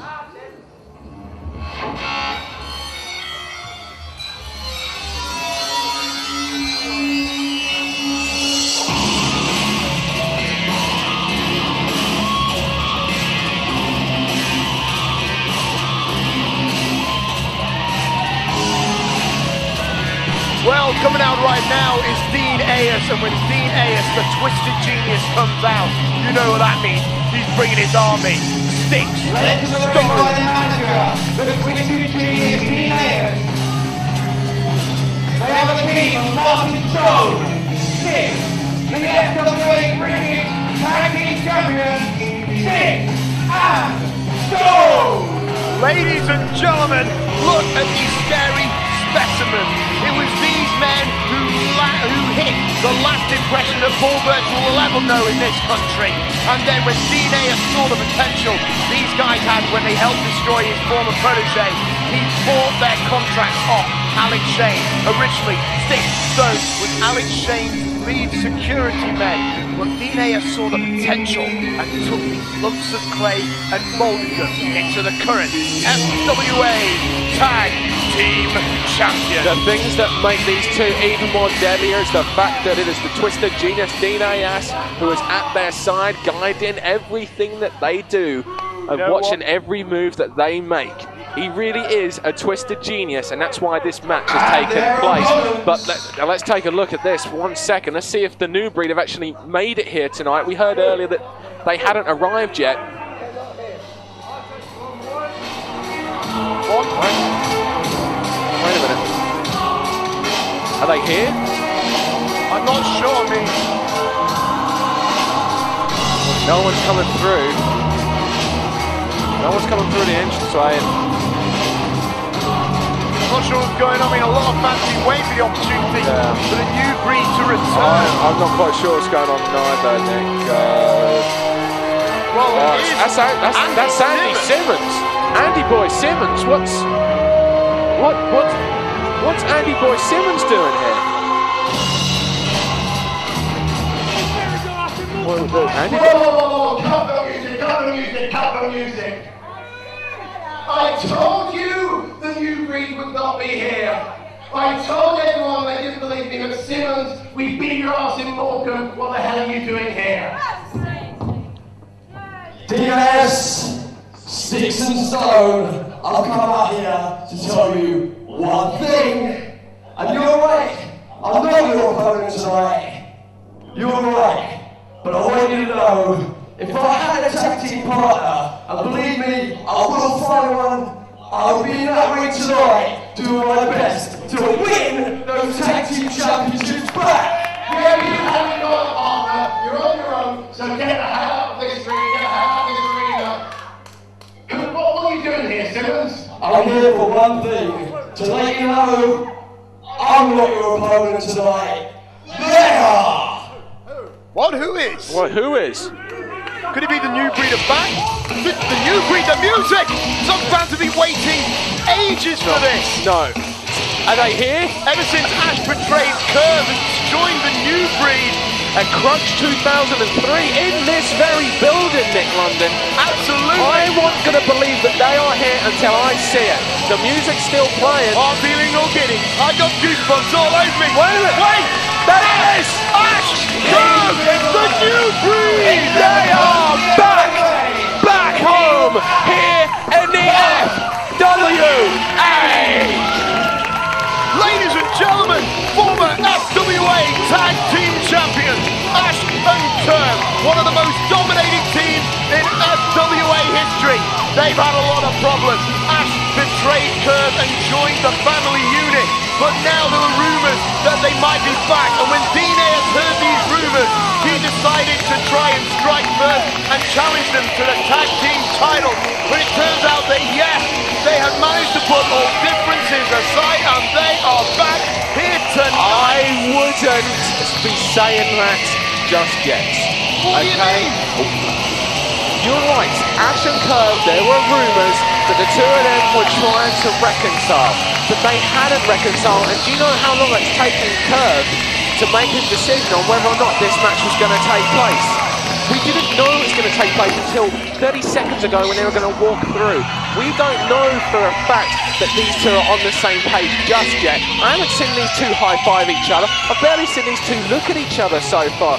Ayass is trying to make the most of this situation. Like he said, these two were talking to each other. Before these two could get back together and, you know, put aside their differences, Ayass has challenged them. They're not exactly on the same page yet, to our knowledge. He's taken advantage of a situation here that occurred between Ashe and Curve over 2 years ago, and the fence has not been mended just yet, at least from what I can see. Can I just bring up something? Notice their little outfits. They are wearing matching new breed symbols, and Ashe is offering the olive branch. Will Curve accept? Curve would be a big man if he did. Ashe is putting his finger. It was Ashe who betrayed Curve, and I don't blame Curve, and it was in this building as well. I don't blame. Can you hear the fans? They've got breed. Wait a minute, before the new breed had a chance to really shake hands, possibly put their differences aside, Stixx and Stone jump them. They don't want them on the same page. A double hurricane run. These guys, the new breed, are tag team specialists. Absolutely. Well, they were tag team specialists. We'll see it. Spot for these guys. They helped bring me into the wrestling business. Whoa! And there's the total elimination combo. Their gut, they might not have talked much before the match, but their gut instinct certainly helped them out there. Yeah, you see, they were still slightly off the page a bit there. Curve only caught a glancing blow on Stixx. I mean, both men have actually been pursuing singles careers, and oh, look at that! Double baseball slide, though. Oh, I say that about what we just saw, but at the same time, it's almost a bit like they haven't been out of the ring, you know? No, they're showing this natural tag team tandem, which helped bring them so much success in the past. Whoa! There's a dive there, wiping out both men. And now, Curve's going to get stoned on the rebound. With that somersault plancher. Somersault plancher from Curve onto Stixx on the outside. The new breed, the tag team specialists that they are. Now, hi everybody, we're backstage with the current FWA champion, All England champion rather, Hade Vansen, before his match with Leroy Kincaide. So, Hade, how are you feeling for your match up tonight? You feeling confident, obviously? I'm just feeling super califragilistic-expialidocious. That's how I'm feeling. Absolutely wonderful. How's your preparation been for this match? You feel you've got Leroy's number? Do you feel you've had to go the extra edge? Got his number? I looked in the yellow pages. His name was under Rent Boys or something. But my preparation has simply been going out, living my life, place to go, women to do, you know, that sort of thing, and just having a great time, really. I'm just loving life. And if Leroy, you know, if he's there, he's not, whatever, he's just another stepping stone in the way of the juggernaut that is the All England champion, Hade Vansen. So, I mean, how does it feel? How does it feel to be the longest FWA All England, longest reigning FWA All England champion? The longest reigning? Yes, of course. Oh my God, what are the odds? Well, how does it feel to be the? That must mean I'm absolutely fantastic. Right. Well, I mean, but what does it mean to you personally to have held the belt so long? What does it mean to you to be All England champion? In all seriousness, it is an honour to have held the belt this long, and I intend to continue holding it for as long as I can, and that's my plan, and that's what I intend to do, because the belt is the second title in this company. It's the second most prestigious belt in this country, in Europe probably. So that's why I'm going to hold on to it and use whatever means I can, to be honest.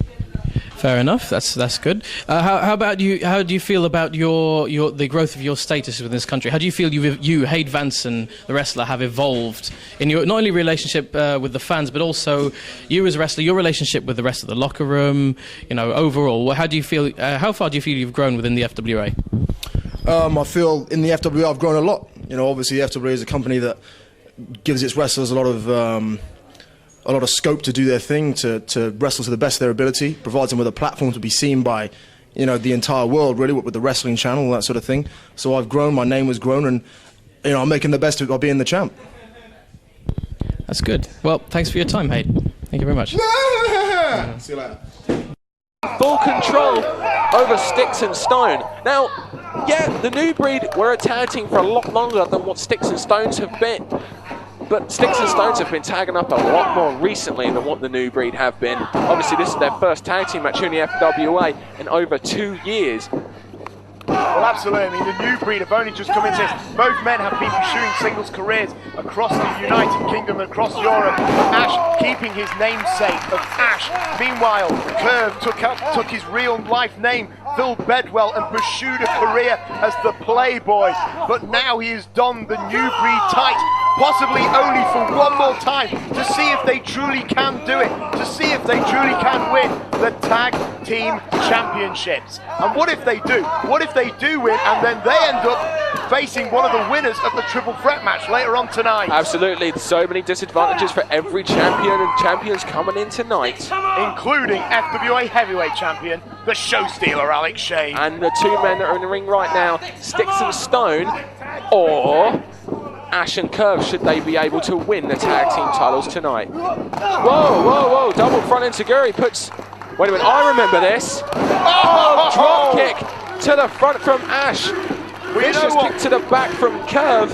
I don't know how wise it is for Stixx to be in the match all that much, because Ash and Curve helped train Stixx, so there's the man who they will know the most. I did not know that. Yes, they assisted in their training.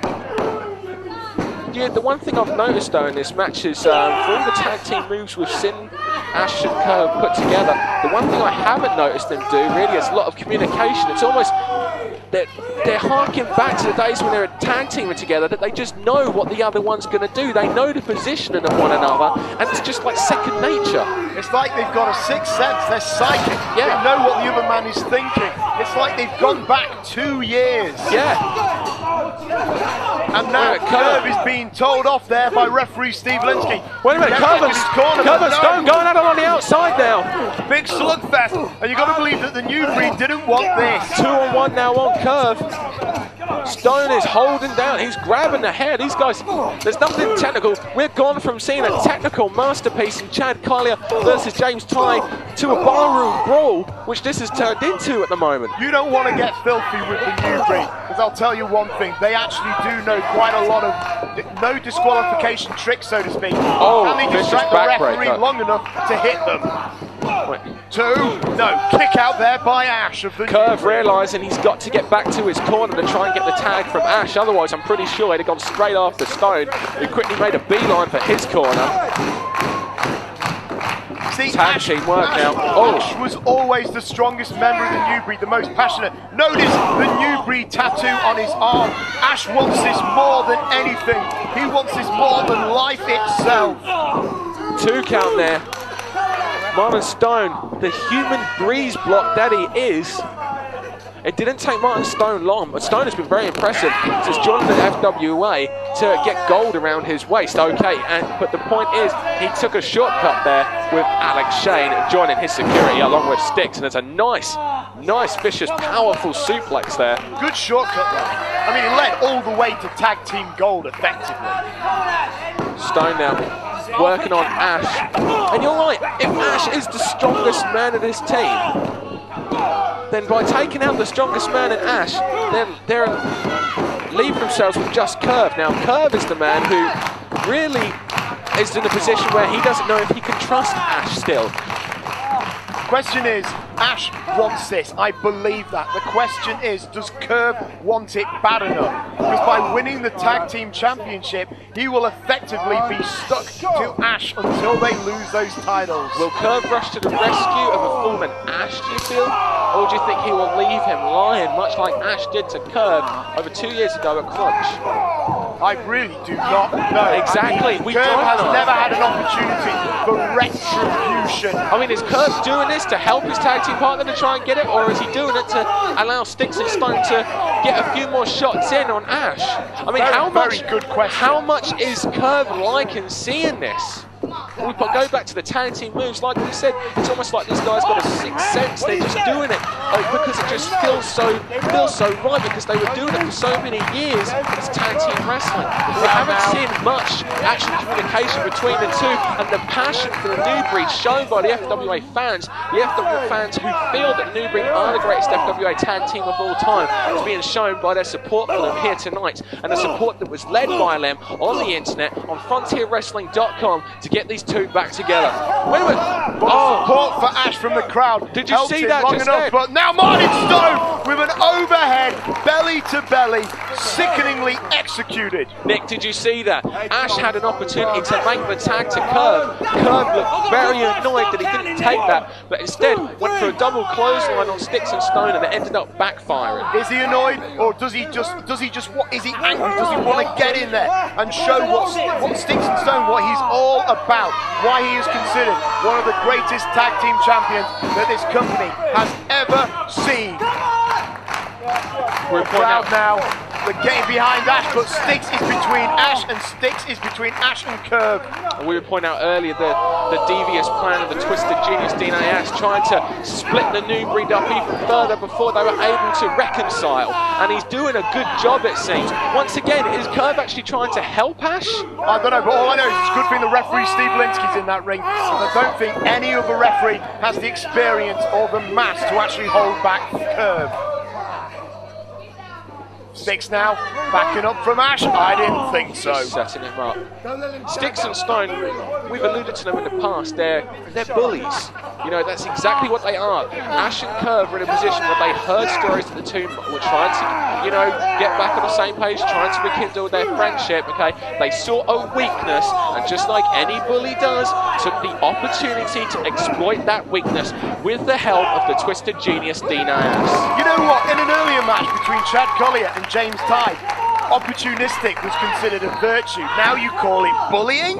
What is it with you, man? It's a different kind. What, different kind of being victorious? Whoa! Oh, now that was beautiful. He caught him in a crossbody-esque fashion, but then swung it straight round into a brainbuster. And now Curve just couldn't see any more of this. Yeah, brainbuster come power slam come Northern Lights bomb. Very innovative move there from Stixx. And is it me or is Stixx really beefed up? I mean, he's looking a hell of a lot bigger than the last time I saw him. They're all looking in absolute fantastic shape. I mean, having spoken to Ashe in a few months ago, speaking on the phone, I know he's worked very hard to build up. Meanwhile, Curve has actually dropped weight. He's trying to get leaner, quicker, more aggressive, much like the samurai warrior that is tattooed across his back. Meanwhile, Stones has just been watching lots of horror films and has been getting lots of bad ideas. And Stixx is just a monster. Stixx now just taking his time with the fallen Ashe, picking him up by what hair there is there on the head of Ashe. Shouting at the fans, showing absolutely no respect. Once again, bullying tactics, trying to make the fans fear him. And a vicious knife-edge chop. They have really cut. Oh, Ashe is trying to fight back here, but no, he was cut off by Stixx. Ashe showing there is still some life left in him. Well, Stixx and Stone now, looks like they might be going for some double team maneuver. Absolutely, toe hold we've seen this before. And a leg drop. I mean, now you got Stones in there. Martin Stone. I call him a human breeze block because he's hard, he's ugly, he's practically a cuboid, but more than anything, he is as hard as a rock. He epitomised the word vicious. That's a good word to use. I'd say sick, depraved, potentially ugly, but more important than anything, just so angry all the time. Oh, vicious Samoan drop, fall away slam there, tags in Stixx. That was a lot of weight crushing down on the chest, the ribcage, the sternum of Ashe. Ashe has taken a lot of beating now for the last 6-7 minutes. Hey, just out of interest, have you ever tried picking up one of the largest breeze blocks in history and then just falling backwards? Because that's what Ashe is probably feeling right now. All that weight, all that rock solidness just driven the air straight out of his lungs. do you know what? I haven't seen his fans getting behind Ashe, but I haven't seen many attempts by Ashe to try and make the tag, which is interesting. Saying that, the reason he hasn't had much opportunity is because he's getting flattened by Stixx and Stone. Whoa, he's going for the embrace. He hits the embrace. Now Curve reaching out, wanting the tag. He's stomping his feet. He's trying to get his fans behind Ashe.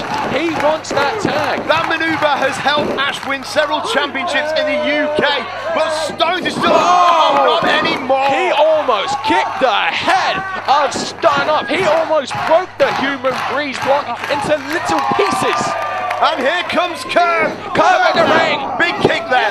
Another big kick. He has had many Japanese influences to refine his style, and that was an excellent example of it right there. But Stone sees him from behind. A lot of people don't know this, but Curve, actually, one of the men who helped train Curve was a wrestler by the name of Chris Benoit over in the United States. Actually, that was Ashe, but thank you for your contribution. Anyway, he's going for a side T-bone, and he hits it. Curve, as you can see, the striker of the team, going for the cover, and Stone makes the save. And now Ashe back in the ring to cover Stone, and it looks like we might be seeing some more double team tandem maneuvers from the new breed.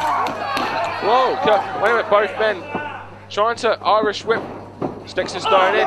Stixx and Stone, however, using their power. Using a battering ram over the shoulders now. Another battering ram? No, this time it's a meeting of the minds between Stixx and Stone. Stereo suplex from the new breed.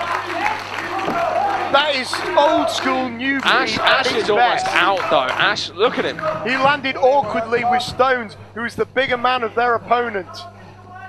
They're picking up Stone now. They're trying to. What are they selling up for here? Not sure, but Stones is being whipped off. Stone caught a Curve there, and a short arm clothesline almost decapitating Curve there, and now it's Ashe with a series of elbows, knees, European uppercut there, going for another version of that embrace. Sent into the turnbuckle. Here comes Stixx, crushing the back of the neck of Ashe. Whoa! My goodness! He just took his head off. Curve also caught Stixx with a lariat of his own. And now there is Curve with those strikes. Double clothesline. Curve took out Stixx with a lariat. Curve has shown himself. Stone took out Ashe with a lariat, and then Stone and Curve took out each other with a lariat of their own. Curve has shown that when he chooses to be, he is the strongest link in the new breed chain, if he chooses to be. But it looks as if the new breed might just about do it. They might reclaim the FWA Tag Team Championship. Ashe now sending a much larger Stixx into the corner. It was reversed due to his power. However, Ashe gets the boot up in time, charges, and Stixx, who hits that unbelievable black hole slam type maneuver there. Well, it certainly sent him into a proverbial abyss. There we go. Makes the save. That was good. Curve now kicks in the midsection, picking up for something. Fisherman Buster. He stalled it as well. Trademark move of the Curve there. But now Stones from behind. No. Wasted. Oh my goodness. Oh my God. He's got a broken neck. He has a broken neck. Well, most likely after a manoeuvre like that. Oh no, he's moving. Just okay, about. Not really with it, but he's trying his best to move. A normal man. Whoa, nice flying knee there from Ashe. This match has been fantastic. So competitive. Rejuvenating the tag team scene in professional wrestling the way that only the FWA can. Curve's getting into it. Curve, that adrenaline's getting running through him. Wait a minute. Ashe and Curve signaling for something now. Well, I'm not sure they've done many double team maneuvers in their time. Let's see which one they hit. Wait a minute, he's picking him up. Wait a minute. He told me about this. Wait a minute, I've heard it. He told me about that move. And there's a pinball attempt that Dean Ayass is up on the apron. He called that the spinal shock. And I'm not surprised. Curve has got Dean Ayass now by the throat. Ayass is trying to get out of this anyway, trying to worm his way out of this any way he can. Ashe is in the ring now with Stixx. Ashe taking Stixx to the corner now. Wait a minute. No. I remember this. The Van Breedenator. Nick, do you remember this? Yes, I remember this. It's one of Ashe's specialities. Wait a minute. No. He's trying to drop kick all the way to the other Ashe end. was signaling something to Curve, but Curve's not really. Oh, it's the stereo Van Breedenator. Unfortunately, the miscommunication cost them. Yeah, the lack of trust between Curve and Ashe ended up costing them that. And then a vicious powerbomb there. You see, they're still not quite on the same page every now and then. There's that lack of trust from Curve to Ashe, and Ashe really has no one to blame but himself for turning on him originally 2 years ago. Usually the new breed jump from separate corners and crush their opponent. But now it looks like Wait a minute, no, going to finish the it's job. The one-way trip. No, the one-way trip. Oh, Ayass has gone. Oh! Curve was coming for the save, but Dean Ayass managed to interfere, and a double pin from the champions. Dean Ayass, it was a 3-on-2 situation. Not only was there a lack of trust between Ashe and Curve that Ayass tried to capitalise on, but you got to remember, Ayass was, as the quarterman, was making this a 3-on-2 handicap match as well, which ended up paying dividends for them as Stixx and Stone retained the FWA Tag Team titles. Unbelievable. You're going to wonder if Ayass hadn't have been there, if the match would have ended the same way. Well, ladies and gentlemen, Stixx and Stone managed to retain the FWA Tag Team Championship. Yeah, Doc, now I've got to wonder, is this the last that we've seen of Ashe and Curve? Might be. This could have been a one-shot deal for the new breed. I mean, is this going to drive a wedge even further between them? The fact that those two couldn't come back I hope not. Supposed greatest tag team in FWA history and win the tag team titles? I hope not, because it'll make all those school reunions very, very awkward. Now, ladies and gentlemen, I do know still to come that we have the FWA Heavyweight title, Alex Shane versus Joe Legend. However, we've still not had the triple threat match. We don't know when it's going to happen, because it will happen on the card due to a random drawing. But the closer we get to the end of the event, the more likely it is to happen. Johnny Storm, Jody Fleisch, Spud, the winner gets the title shot of their choosing. And the more likely as well that someone like Leroy Kincaide, who won the All England title earlier tonight, if he is chosen, or Ross Jordan, who was in the opening match, have time to regain their breath and their composure, as opposed to the man who would have won that match and then possibly challenged that person who's just wrestled a match. What about Stixx and Stone? They're looking very, Wait a minute, Ayass has got the mic. Unsurprisingly, Ayass wants to talk. I told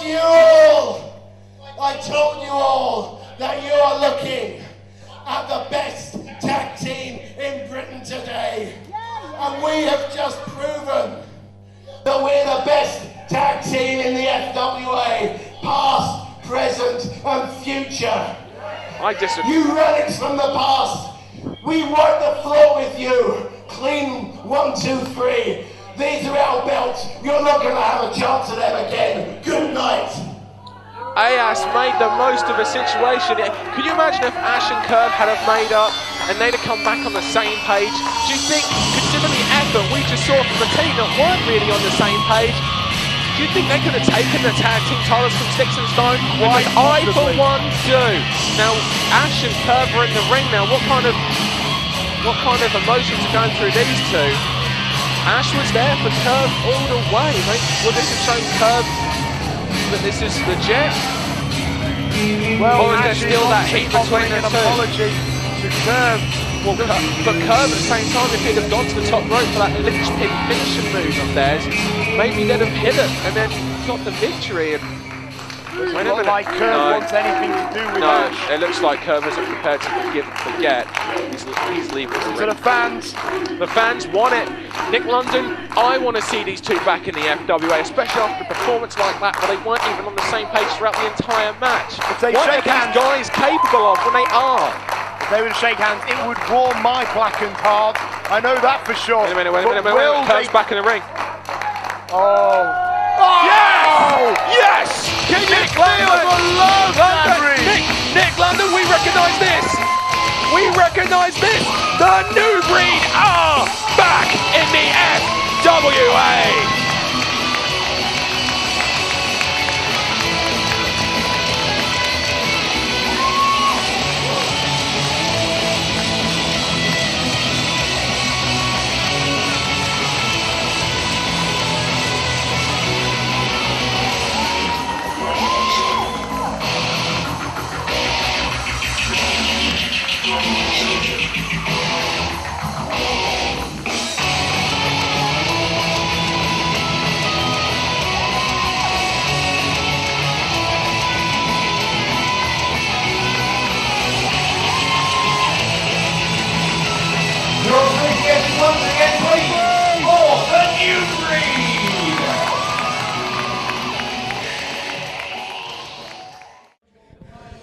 Okay, everybody, we're backstage here with James Tighe, just fresh off his defeat of Chad Collyer with the Texas Cloverleaf. How do you feel, James? How do I feel? I think it's quite obvious that I feel on top of the world, baby. You see, tonight, Chad Collyer found out that his Texas Cloverleaf, it's not the best, it's good, but it wasn't good enough to get the job done. And tonight, he found out what James Tighe is all about, just like Johnny Storm is going to find out soon enough. Ladies and gentlemen, the following contest is our special triple threat for a title shot match. This bout will be fought under traditional three-way rules. Whoever wins this match will win an immediate title shot at any of the FWA's 4 titles of their choosing. Introducing first. Well, ladies and gentlemen, it's here, the triple threat match. It had to finally come. So now, because of the way this match is coming to draw, this match will, whoever wins this, will basically have a very hard choice to make. If they win the match, they either go against FWA heavyweight champion Alex Shane, who is fully rested, or go against an FWA champion who has already had a match tonight. The interesting thing here is it's got new tights! Hold on. I don't think we've looked at another possibility here. The winner of this match may end up wrestling 3 times tonight because the #1 contender to the FWA heavyweight title is Legend. Now if, let's say for example, Spud won this 3-way match, then went on to defeat Alex Shane by somehow defeat Alex Shane, he still has to get... What do you mean how I'm feeling? This is for a chance at any of the titles in the FWA. And believe me, Alex Shane, your title is on my list because the only title Johnny Storm has never won in the FWA is the World Heavyweight Championship. So Jody, Fleisch, Spud, you are next, unfortunately, on the list. And the FWA Championship is coming back to the Wonder Kid. Disadvantage by having to wrestle 3 times, and I think it's almost 3 times on the trot. Do you know what I think might potentially happen? I reckon Jody Fleisch might actually win this. He might actually choose a tag team title shot and team up with Johnny Storm to take on Stixx and Stone. Or maybe Spud's going to win it and move to the heavyweight ranks and challenge for the All England title. Or maybe Johnny Storm's going to win it, challenge for the FWA heavyweight title, maybe beat Alex Shane, I don't know. Or maybe possibilities are endless. And maybe Jody Fleisch will be trying to become the first ever FWA Triple Crown winner by defeating, if he wins this match, by then going on to defeat Ross Jordan and becoming the Flyweight champion. Yes, of course, all the men in this match are capable of within the weight region for the Flyweight Championship. Wait a minute. Jody Fleisch is in a position. It's my favourite entrance music and video. Okay, I'll give you 30 seconds then. Sing along with me. Sing along. No, you can sing. Okay. Sing. I am the one and only. Yeah! So anyway, as I was saying, yes, Jody Fleisch could very well be the first man to win the Flyweight, All England and Heavyweight title. But what about this man? A man whose entire finally burst out of the shadows of Jody Fleisch with an awesome XPW European Championship reign. That is no longer possible. But hey, he could be a champion again tonight. Absolutely the first, last, and only XPW European champion in history. He is style in action. He is the Wonder Kid, Johnny Storm. And you have to think, though, that if Johnny Storm gets the win here, he will go after Alex Shane, because back at New Frontiers, he scored a pinfall victory in a match that we all thought made him the FWA heavyweight champion. Do you know what, though? Spud has a bit of a psychological advantage. The last time we saw a Flyweight 3-way, Spud came on top of that match, and that was in the commentary sky zone for British Uprising. Spud has wrestled both Jody Fleisch and Johnny Storm. In fact, they competed against each other in a round-robin tournament in Enfield, and Spud actually came out on the losing streak to both Johnny Storm and Jody Fleisch in that night. So some redemption here as well for Spud, possibly on his mind, as well as then going on to get a chance at the title. Hey, where's Jody Fleisch gone? Where's Jody? Oh, sorry, it was all that camouflage. Anyway, we're getting ready for this contest, Dan Reed, and I am so excited. You can see me dancing. Yeah, I'm feeling it. This is going to be something special here. The fan spirit, listen to the crowd. They're torn between us. They were chanting for Jody, then Johnny. And And now Spud as well. The hands are torn between these three guys here. I don't know if it's the caffeine, the sugar, or the cocaine, but I'm really feeling the buzz right here. Oh, yes.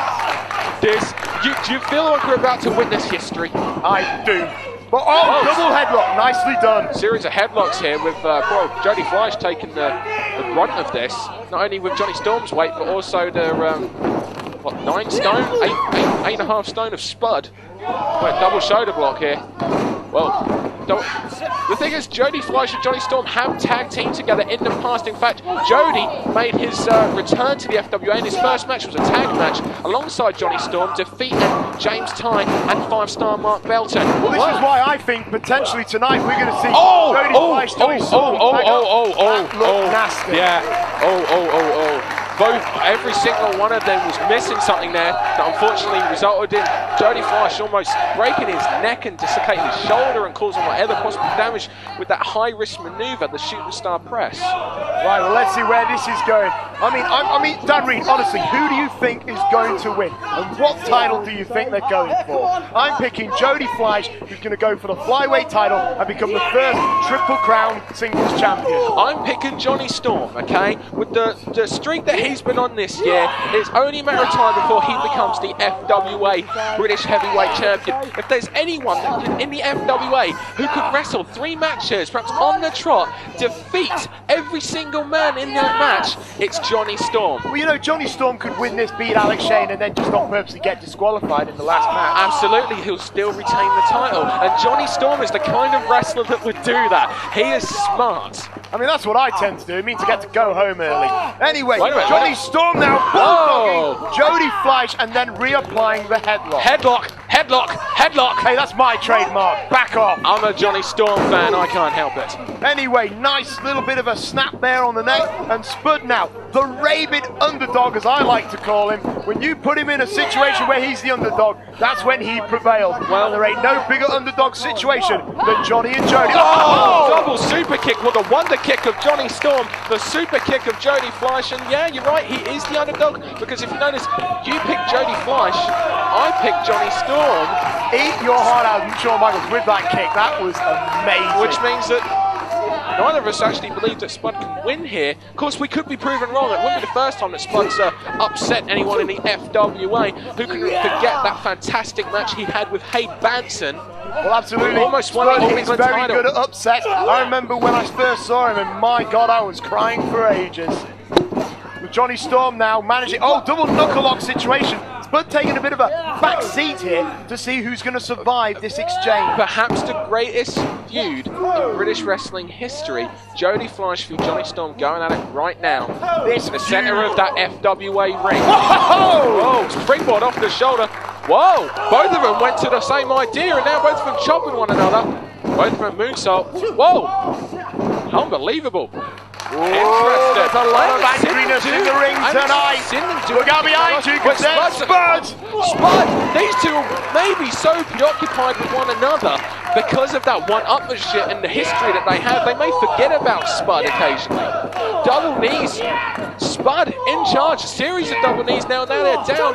Vicious. The point of the knees going into the chest of both men. Springboard now. Once Spud starts running those ropes and springing off those ropes, you know he's in charge now. Who do you think's perhaps the most agile? Who do you think's best on the ropes out of these three? Spud, without a doubt. It's just that Jody and Johnny are maybe feeling a little bit of age creeping in these days. Spud is the hot, new, young man in that ring. He could very well cause one of the biggest upsets. Hurricane Rana. Double springboard. Hurricane Rana. Spud now. TKO variation. The interesting point of this as well is Jody Fleisch comes into this as the heaviest man out of the 3 men in this match. Maybe the power advantage. Flame on! Here comes the Fantastic Four combo. 3, 4. Only one thing left. That's the step up Enziguri. And Spud took all of it. He took absolutely everything. Jody Fleisch breaks up the count after the Fantastic Four. Stomp to the back now. Look at that. Jody Fleisch goes after Johnny Storm. You know what? Jody Fleisch actually won his first FWA championship in a triple threat match all the way back at No Surprises 2 in Portsmouth when he defeated Solid Gold Scott Parker And I think, I can't remember the other guy, he escapes me. But all you need to know, it was a phenomenal contest. Absolutely. Well, it was Spud now with a series of enziguri of his own, and we know what comes next, that neck breaker. And he's got Jonny Storm. And there's Phoenix waiting for him up top so he can do some more damage. Yeah, but no, Spud caught him off. Spud is obviously the quicker of these three men in the ring, the lighter of the guys as well. There's Jonny Storm. Double Japanese arm drag. And Jonny Storm flips with them. Jonny Storm knows he has to get back into this contest. You can see him shaking his head. He might have hurt himself on that maneuver. Another thing, though, that I've got to ask you about next, someone with ring experience like yourself, maybe point out, is these three are known for their daredevil style. Now, we've already seen Jody Fleisch perhaps nearly cripple himself early on. Now, considering the potential here of then having to wrestle again, how important is them to maybe limit that high-risk style to save it for when they go on for their title match? Well, it's a huge factor, and you ask me, a man with ring experience, and let me tell you, I don't ever leave my feet. Seriously, as far as I'm concerned, if I can get him in a headlock and hold him there, I'm perfectly happy with that. Oh, that's an innovative move. Jody Fleisch recently has been learning to use every single part of that ring to his advantage. He likes to use turnbuckles. Yeah, weapon. He likes to use the tornado DDT into the turnbuckle as one of his premier moves now here in the FWA. He sets Spud up on the top rope with a rocking right hand. What's Jody Fleisch setting up for now? Jody. Whoa! My goodness! Lord Danny! The height of that was unreal. That was not just the height of the top rope. That was the height of Spud sitting on top of the top rope with an unbelievable Hurricane Runner head scissor take over there. Gets a 2 count. It was like a Frankenstein, and he almost drove his head actually into the mat. Hard there. The height, the force. Unbelievable. When there's Jonny Storm. No. German suplex. Oh, that's with a moonsault on Spud. That was absolutely sickening. And Jonny Storm, toodles, my friend. You need that sick drive so you can go all the way for the gold. And poor Spud, after taking that vicious Frankenstein-like head scissors from Jody Fleisch from the top rope, he then had Jody Fleisch German suplex from Jonny Storm and landed a moonsault position on top of him, taking their wind out of him, making it harder for him to breathe now. I mean, after the way these three guys have been going at it, how much more is left in them already? Well, look at the damage to Jonny Storm too. This is why it's not wise to do top rope superplexes too often. You land on the back of your own head. So Jonny Storm has sacrificed a few brain cells just to really pee off Jody Fleisch and Spud. All three men back up now. Do you really think it's fair that we refer to Spud as an underdog? I mean, he's proven time and time again, really, that he deserves to be in there with the main eventers of the FWA. Well, of course he's the underdog. He's smaller than everyone else. He has the best experience than everyone else. Oh! And look at that powerbomb from the springboard. I honestly thought Jonny Storm had it right there. When will Jody Fleisch learn he cannot hit that move on Jonny Storm? Oh! 2, 3, oh my God, I thought he'd done it. I thought he almost did it there. Well, here we go now. Jody Fleisch is going to pick on the little man in the match. Yeah, did you see that? Jody Fleisch hit a clubbing blow to the back. How often do you see Jody Fleisch do that? Not very often, because it's not often he's in there with a smaller guy. But Jody Fleisch now taking a bit of time going up to the top rope. This is Jody's home away from home here. The Phoenix will fly, but what will he do? Shooting star press, perhaps. No, he lands on his feet. No, he was aware of that. Thinking on his... There it is! That tornado DDT into the turnbuckle. Turnbuckle DDT, and Spud is knocked out right here. Now maybe this is enough now for the Phoenix to go to the top rope. He springboards up. He wants that shooting star press, and he hits it. He hits it. He's won it. He's won it. He's won it. No! Spud kicked out. Spud kicked out of the shooting star press. Jody Fleisch was one step closer to a championship. Whoa. Rewind Corona out of nowhere. 1, 2, 3. No! Oh, I don't know about that. I don't know. I think that was a 3. Close. Well, Andy Wilden, he basically said, no, Johnny, keep on going. And now, Spud, satellite DDT. Oh, no, reversal. Whoa! Beautifully hit. Wait a minute. That's James Tighe. No, James. Jonny Storm's nemesis, James Tighe, has just interfered in this match. He doesn't want Jonny Storm getting involved. Wait a minute. Roll up from behind. 2, 1. 2, springboard off the ropes. Whoa!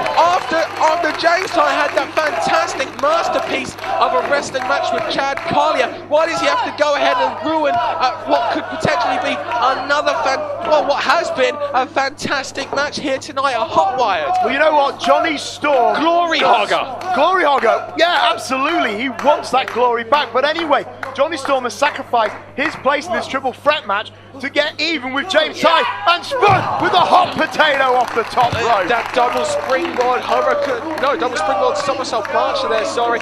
Once again, getting back to James Tighe. As always, the focus must be on James Tighe. Hey, wait a minute, hang on, do the maths. 2 guys on the outside, Jody Fleisch on the inside. Oh dear. If Jody Fleisch can get to his feet, you gotta believe that the people on the outside are in trouble, because this guy, Jody Fleisch, is like Vegas a missile. somersault, shooting star, 2-1 shooting star. Where does he go? No!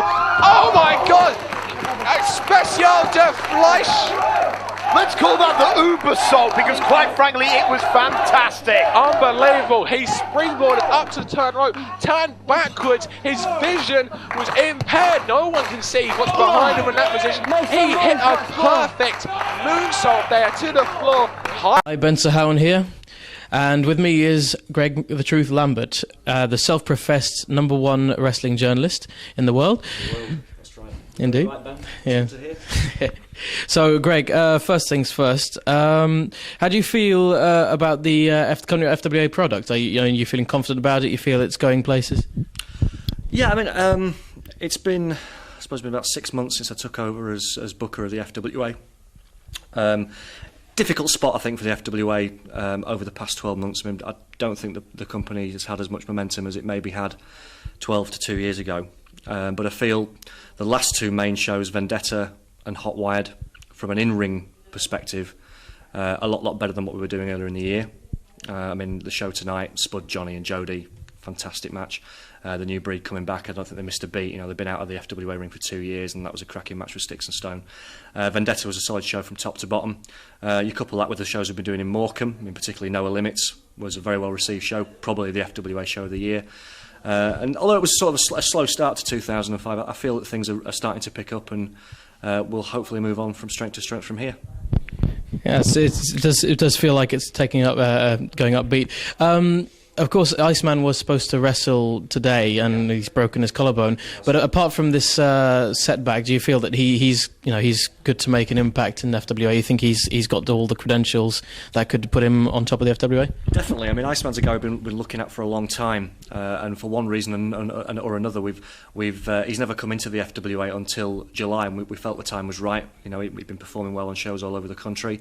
I feel his debut in terms of execution and delivery was fantastic. You know, never have any problem with anybody putting Paul Travell through a wooden board. That's fine by me.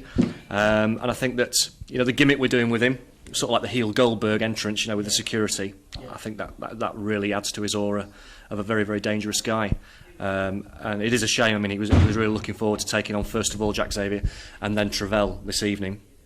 It's a real shame that he had a match in I think it was against Colin Mackay, I think, up in Scotland on Friday, and he broke his collarbone very seriously, and you know it has to be a serious injury if Iceman's out of the show. I mean, the guy couldn't move his head or his neck on Saturday morning, so he could be out for a considerable amount of time, but he'll be back. And Travell, if you're watching this, you watch out son when he is. And well, just to wrap it up, I suppose, do you feel that overall, do you feel that the fans are responding positively, or but internet negativity aside, because we all know how bad they can get sometimes, do you feel that the overall fan response is improving, or at least it's keeping steady? Do you feel that they're adding to the overall atmosphere of the product? Yeah, I mean, I think as a promoter, my philosophy is that all fans are customers, and all fans and customers are important, regardless of whether they're an internet fan, regardless of whether they're a guy on the street who may go to wrestling once every 5 years. To me, they're all the same. They're all fans. They're all customers, and you know, what people say on the UK fan forum, whether it's negative or whether it's positive, you know, I always try and listen to it and take it on board. Some things I'll agree with, some things I don't agree with, and it's down to me to, you know, and the rest of the guys who are helping to book the FWA to decide which ideas and which comments we want to take on board and which ones we don't. I think that the internet response in the run-up to this show has been a lot more positive than what I've seen in a while, whether that's because the show looked stronger on paper than it's looked, whether it's because we've been concentrating really hard on getting the regular news updates back out there again, which hadn't been being done. I don't know, but whatever we've been doing for this show seems to have worked in terms of the internet feedback in advance, and we'll build on that, and we'll carry on doing that. I mean, I assure all the fans out there that we're busting a gut to try and bring the FWA back to where it was, and we will carry on doing that for all of you. Okay, Greg Lambert, thanks very much. Pleasure's all yours, Ben.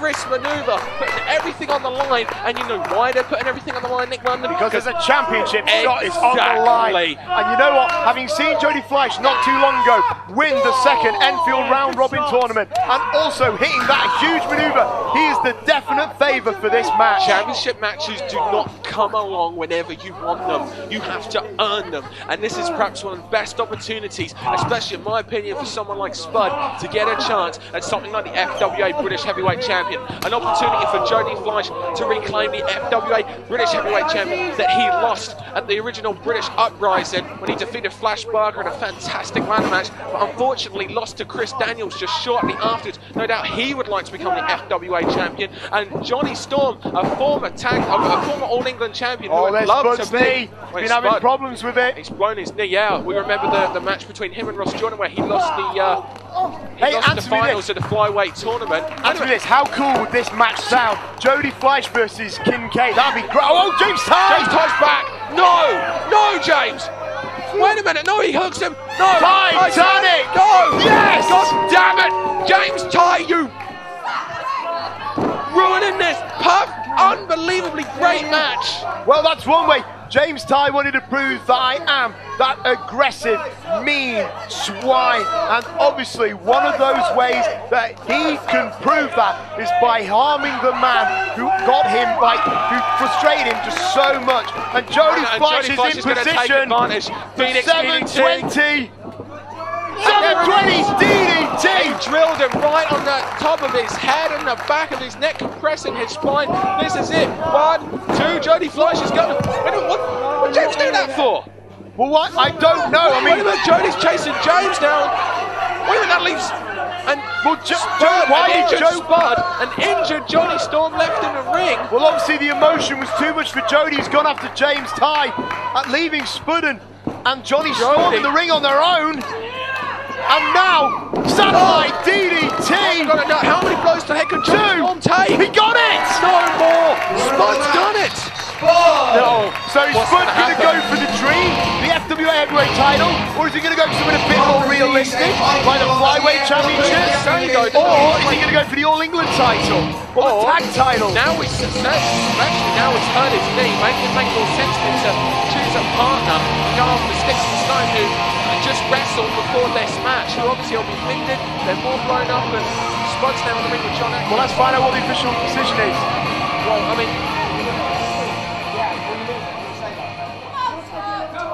Spud must take the title shot now, or you forfeit the title shot. His knee is hurt, you know. Maybe we could come to some sort of agreement where Spud gets a title shot at a future contract is ironclad. You will take the shot now. What about an injury? I mean, you can't expect the guy. It was a miracle that he just pulled that off, and it's really because of James Tighe. Who do you want a title shot against? What's it going to be? I thought about it before I even had this match. Not even I expected to win, so it's a great honour. Well done, Spud. I would, by all means, go for the All England belt, but Leroy's fought so long and hard for that, and he deserves his night. Suck up. I would challenge Stixx and Stone. Which I think. But man, I haven't got a partner, and those are some big dudes. So. It makes a very good point. So that leaves probably the FWA Heavyweight title. I'm going to have a fan screaming no. On any other day, I swear to God, I'd love to face Alex Shane and have the opportunity to fight for the best belt in this damn country. The FWA belt means more to anyone backstage than any other belt in the whole country. And even though I want it, but when I'm not 100%, I'm not stupid. And you never know, I might get a little bigger in a few years and I might be a heavyweight, so you know. So I would love to, but not tonight. God bless Spud keeping a sense of humour. So that leaves Ross Jordan. Now a lot of critics have said, you didn't really beat me that last show because I never tapped. The ref stopped it. In my eyes, Ross, you ain't the true champion. You might be my friend, but you never beat me, pal. So come on, have a minute, Ross. Interesting. A smart move. Kind of smart move from Spud there. I mean, and obviously he's still smarting from his last match with Ross Jordan was ready to leave. Ross Jordan's not even dressed to compete.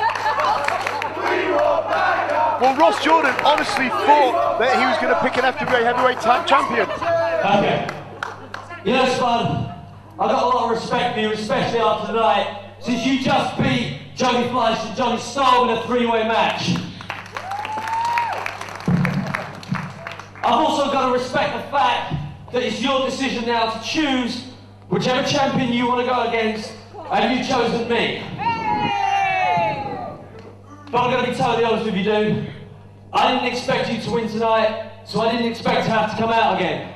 You know, I'm changed, I've showered, I got my bags ready, and to be honest, man, I'd rather take you at your best. So I'll tell you what, man, you want to go at Morecambe, you want to go at Gold Rush, anytime, man, no problem. You ring me up, man, we'll do it then, okay? If I was Spud, I would take that chance now and get him a chance to become 100%. Oh. I mean, you can make me tap out as 100%, so another 30%, Ross. Well, come on, it's an easy night for you. You wrestled earlier on in the show, come on. Well, I don't know if this is why he's Spud antagonising a little dragon, Ross Jordan. I told you about the bagger thing, man. Ross Jordan doesn't want to have to defend his title again tonight. No, well, this is... I'm not quite sure how wise this is. If I was Spud, I'd... The bagger jokes aside, alright? Okay. Alright. You know I'm 10 times better than bagger anyway. You know what he's talking about? Because I got a clue. You serious you want to do this? Come on, Broxbourne, do you want to see a flyweight title match right now? Let's do it. And here we go, Ross Jordan versus Spud. Yes! Whoa, what is he playing at? Well, he's like taking his vantage. He's going to work on that leg. If Spud wants his title shot now, then he's got to take it right now. Well, I guess so, but there was no need to go and do that from behind. And Spud, look at Spud fight! Look at Spud fight! That vicious Spud might just want to tap. Spud might just want to end this right now. Yes, if I was Spud, I would do just that. I'd also be thinking, why didn't I wait and take the match in Morecambe or in Blackpool, or coming up at Gold Rush on November 26th back here in Broxbourne? But his heart, his drive was telling him, fly Spud, fly to the title. But now, this Spud is fighting back, but Ross Jordan is too rested and too healthy. While he did say that the FWA British Heavyweight title meant a lot, the FWA Flyweight title also, oh my goodness, that almost sent his kneecap out of his leg there. The FWA Flyweight title is something that he wanted, he feels he deserved. He never tapped in the finals of that match. Schoolboy, 2, 3, oh, almost did it. But how prestigious has the Flyweight belt just become? Spud defeated 2 of the best, and he forsook all of the titles for the Flyweight Championship. Absolutely, he wants the Flyweight title, he wants the belt around his waist, he wants more money, he wants everything that goes around with being champion, as well as knowing that you are the best. When you get the title, you get the money. When you get the money, you get the power. When you get the power, you get the women. Look at this. That's what championships are all about. Look at this standing figure 4 here. That is a horrendous submission hold. I have no idea where he learned that from, but I want the same teacher. That is phenomenal. Spud's shoulders are down. He was trained by Alex Shane, actually, so I'm guessing part of me shouldn't be surprised that Ross... This is a Dino Scarlo move. Another man who has trained Ross Jordan. That is an old school. Well, okay, it's an old school move to put that figure 4 on there. He was also trained by Alex Shane, so I guess really I shouldn't be surprised that Ross Jordan then did jump Spud from behind by attacking his already injured knee. But that's the thing, Ross Jordan wasn't one of Alex Shane's friends. No, this is much more sinister. This dark edge has come from deep within Ross Jordan. It must have been there the whole time. We just never saw it. Whoa, roll up. Spud could win it here. You can't count Spud out. We just saw the reason why. Oh, Sunlight DDT! It just gained him the victory over Jonny Storm. If he could cover him. But Jonny Storm was also recovering from the 720 at the time. But still, if Spud can drag that carcass of a leg of his. Oh, wait a minute, what's he doing? Oh, it looks like he's setting up for the Phoenix Star Splash, but that would be such a bad idea. No, not that corkscrew 450. Oh man, no, Spud hits this and miss. No, he's gone up to He might win the title, no, his but knee die can't in do the it, surely. process. The corkscrew, his leg just imploded on impact. He came down for about 8 feet in the air, all on that knee, with that corkscrew 450, and now, he's gonna break it. Oh, you're right, he's gonna rip the tendons, he's gonna tear the muscles. The Ross of pain here. This must be the Ross of pain. I've heard something about this, but Spud so desperate to reach the ropes, but he just can't reach it. No, he's turned it into a sidelight of a variation of the STF. Spud won't quit. Spud will not quit. Spud must also be fading out. He has the arm around his neck. Spud's light must be slowly dimming, and the only thing he can remember is the pain in his extremities. Spud is no stranger to submission holds being applied on him. He made his debut against James Tighe, of all people. Then this guy can take it, as we are seeing here tonight, here at the Broxbourne Civic Hall for FWA Hotwired, and another variation. What did you call that move? The Ross of pain.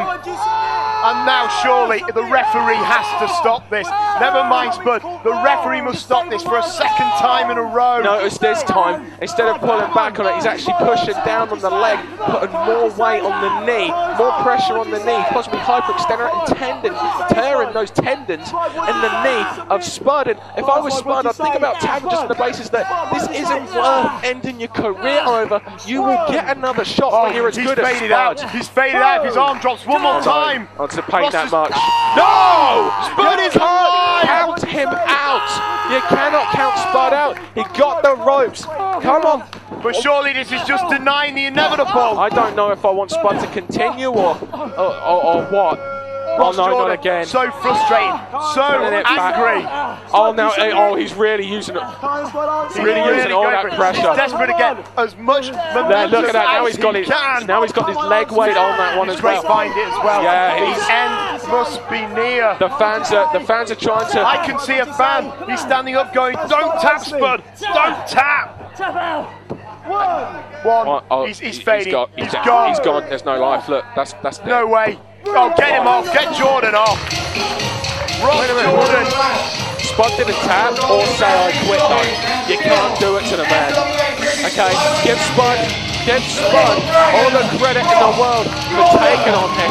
But Ross Jordan, what was he thinking, jumping him from behind? Hey, Ross Jordan didn't want this match. You shout at me anymore, okay? Ross Jordan, seconds before he did that, claimed that Spud was his friend, and anytime Spud wanted a shot at the title, he could phone him up. These guys have each other's phone numbers, they've travelled together, okay? They faced each other in the name of competition, not in the name of jumping each other from behind.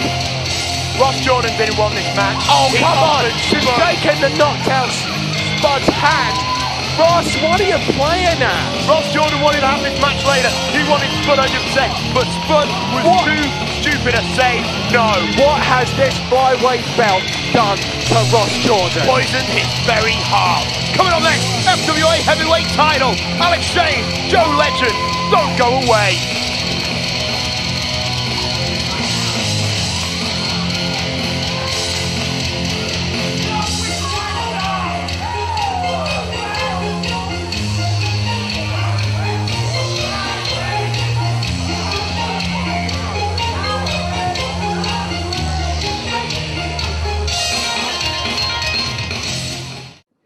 Ladies and gentlemen, it is now time for tonight's main event. The following contest is set for one fall with a 1 hour time limit and is for the FWA. I'm backstage with Joe Legend before his match for the FWA Championship. Joe, how are you feeling going into this match? fired up. Usually, I mean, hey, backstage I'm calm, I'm cool, I'm collected. I don't waste any energy, I don't waste any emotion. Now I'm running purely on hate. This guy, he's got a beating coming. There's no excuse. I heard what he's saying. I've seen how he's manipulated Hade. I've seen how he's manipulated Leroy. I see how he manipulates everybody around him. That's how he's kept his little belt on his waist. That's not happening today. Today I'm going out there, I'm taking care of business, and I'm going to walk out with a championship. Bodyguard. Heavyweight champion, the Scotia, Alex. Is that Charlie Rage as his bodyguard? That is Charlie Rage. Oh my goodness, he couldn't have found himself really a better bodyguard than this guy. Alex is coming into it with an obvious plan B, looking for an advantage against Joe Legend here tonight, because yes, Alex Shane's FWA British Heavyweight title is on the line. And how often is it that Alex goes in there against someone at the same height but who weighs more than him? Well, good point. I mean, Alex Shane, actually the underdog, I don't really know, but all we know is he is the FWA Heavyweight Champion. I've often called him the Planet Eater. He goes across the expanse of space that is British wrestling, devouring other companies to sustain himself and that championship. I mean, after all, he is probably the closest thing we'll ever get to an undisputed British Heavyweight Champion. And Alex has the mic. First things first, never fear, because the show stealer is here. Oh, lucky us. I feel braver already. Now, the fact of the matter is this: tonight I have a match against a man known to you all as Joe E. Legend. You see, well, while I've been working my nuts off in this country, trying to make British wrestling incredible, Joe Legend was involved in the biggest farce British wrestling's ever seen, ITV Celebrity Wrestling. Well, you know what? I may not like the guy, but he's got one That right. show was about worthless peasants' pathetic existences, but the fact of the matter is this: Joe Legend. Shut the fuck up! Shut the fuck up! Shut the clock up. So now it's really funny to tell you what I say to your mum at 4 in the morning when I'm f***ing brains out. And she's still doing it till 7. Now, the fact is this: to everybody in this building, Joe Legend may be a big star, but to me, he's just Joe. Reference there to his former Titan character that was unfortunately less than successful due to a creative direction. Before we get on to this match, you see, the fact is, Joe Legend, that I have read the small print in my FWA heavyweight title contract, and it states quite clearly that I must defend the title once every 30 days.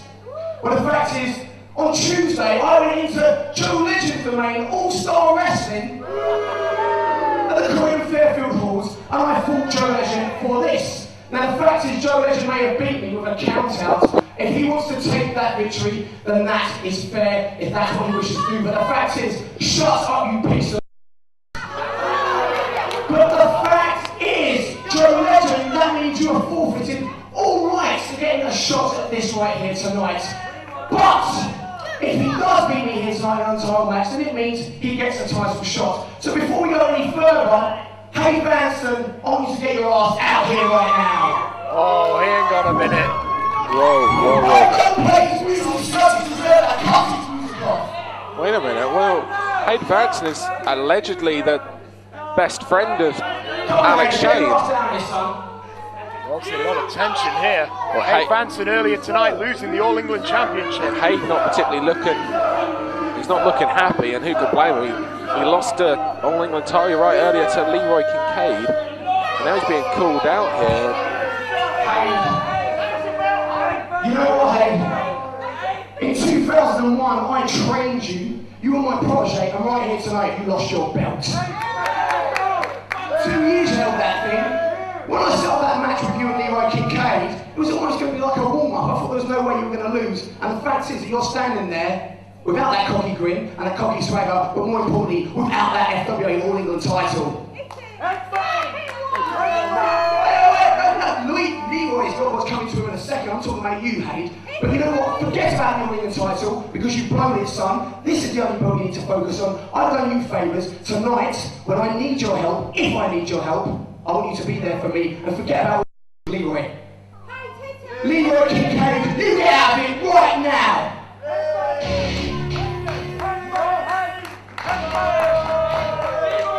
Coming out now is the new All-England FWA All-England champion, Leroy Kincaide, who potentially, I suppose, upsetted Hade Vansen, and he's now the holder of the second biggest title in the UK today.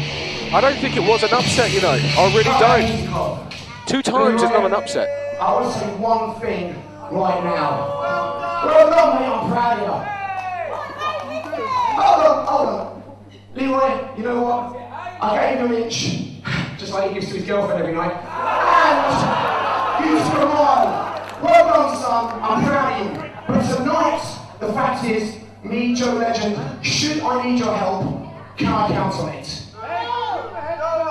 See that Kincaide is still in the fold with Show Stealer. Yeah, I didn't expect this. Get your ass here right now, someone kick it. And there's 2 things you can do about it. That's nothing. I like it. Well, there's 4 people in the ring right now, and Legend remains united. Joe Legend has a very hard night ahead of him. Look at this. Leroy Kincaide, Charlie Rage, Hade Vansen, all stand in front of the FWA Heavyweight Champion, Alex Shane. Well, here's Joey Legend coming down to ringside, ready for his opportunity against the show stealer, Alex Shane.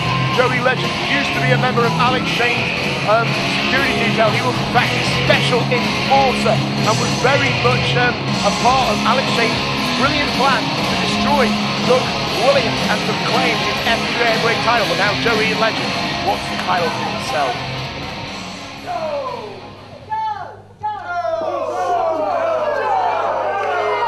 I like that. Joe! Do you like that? Joe! I guess I can speak from everybody in this room when I say shut your sorry ass up. Yeah, act like a bitch and look like a twat. Keep it shut.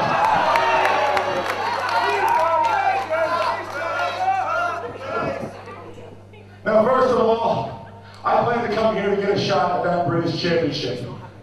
And now, you're changing it fine. You want a shot at my Japanese championship?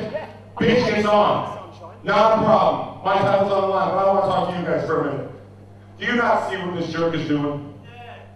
Do you not see how he's been manipulating you guys the whole time? I mean, these people obviously do. You were his golden boy, and now all of a sudden he's treating you like a punk. He was treating like a punk, and now you're his golden boy simply because you have the belt. Now, come on. You're not really going to fall for his crap, are you? Hey, shut up. I'm talking. Maybe he's upset because his golden boy lost a belt. Maybe he's upset because he might not have you watching his back. Maybe he's upset because the way he dressed, he looks like the only gay in the village.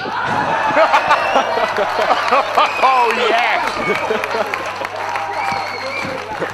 But David here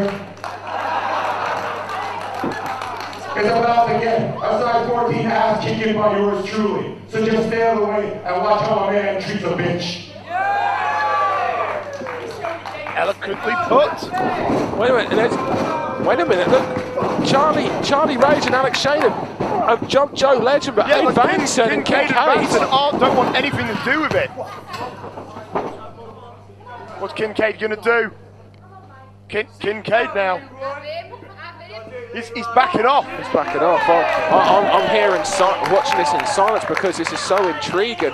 Legend now stepping up to Hade. I don't know what it was that Kincaide said to him, but he pointed at Vansen and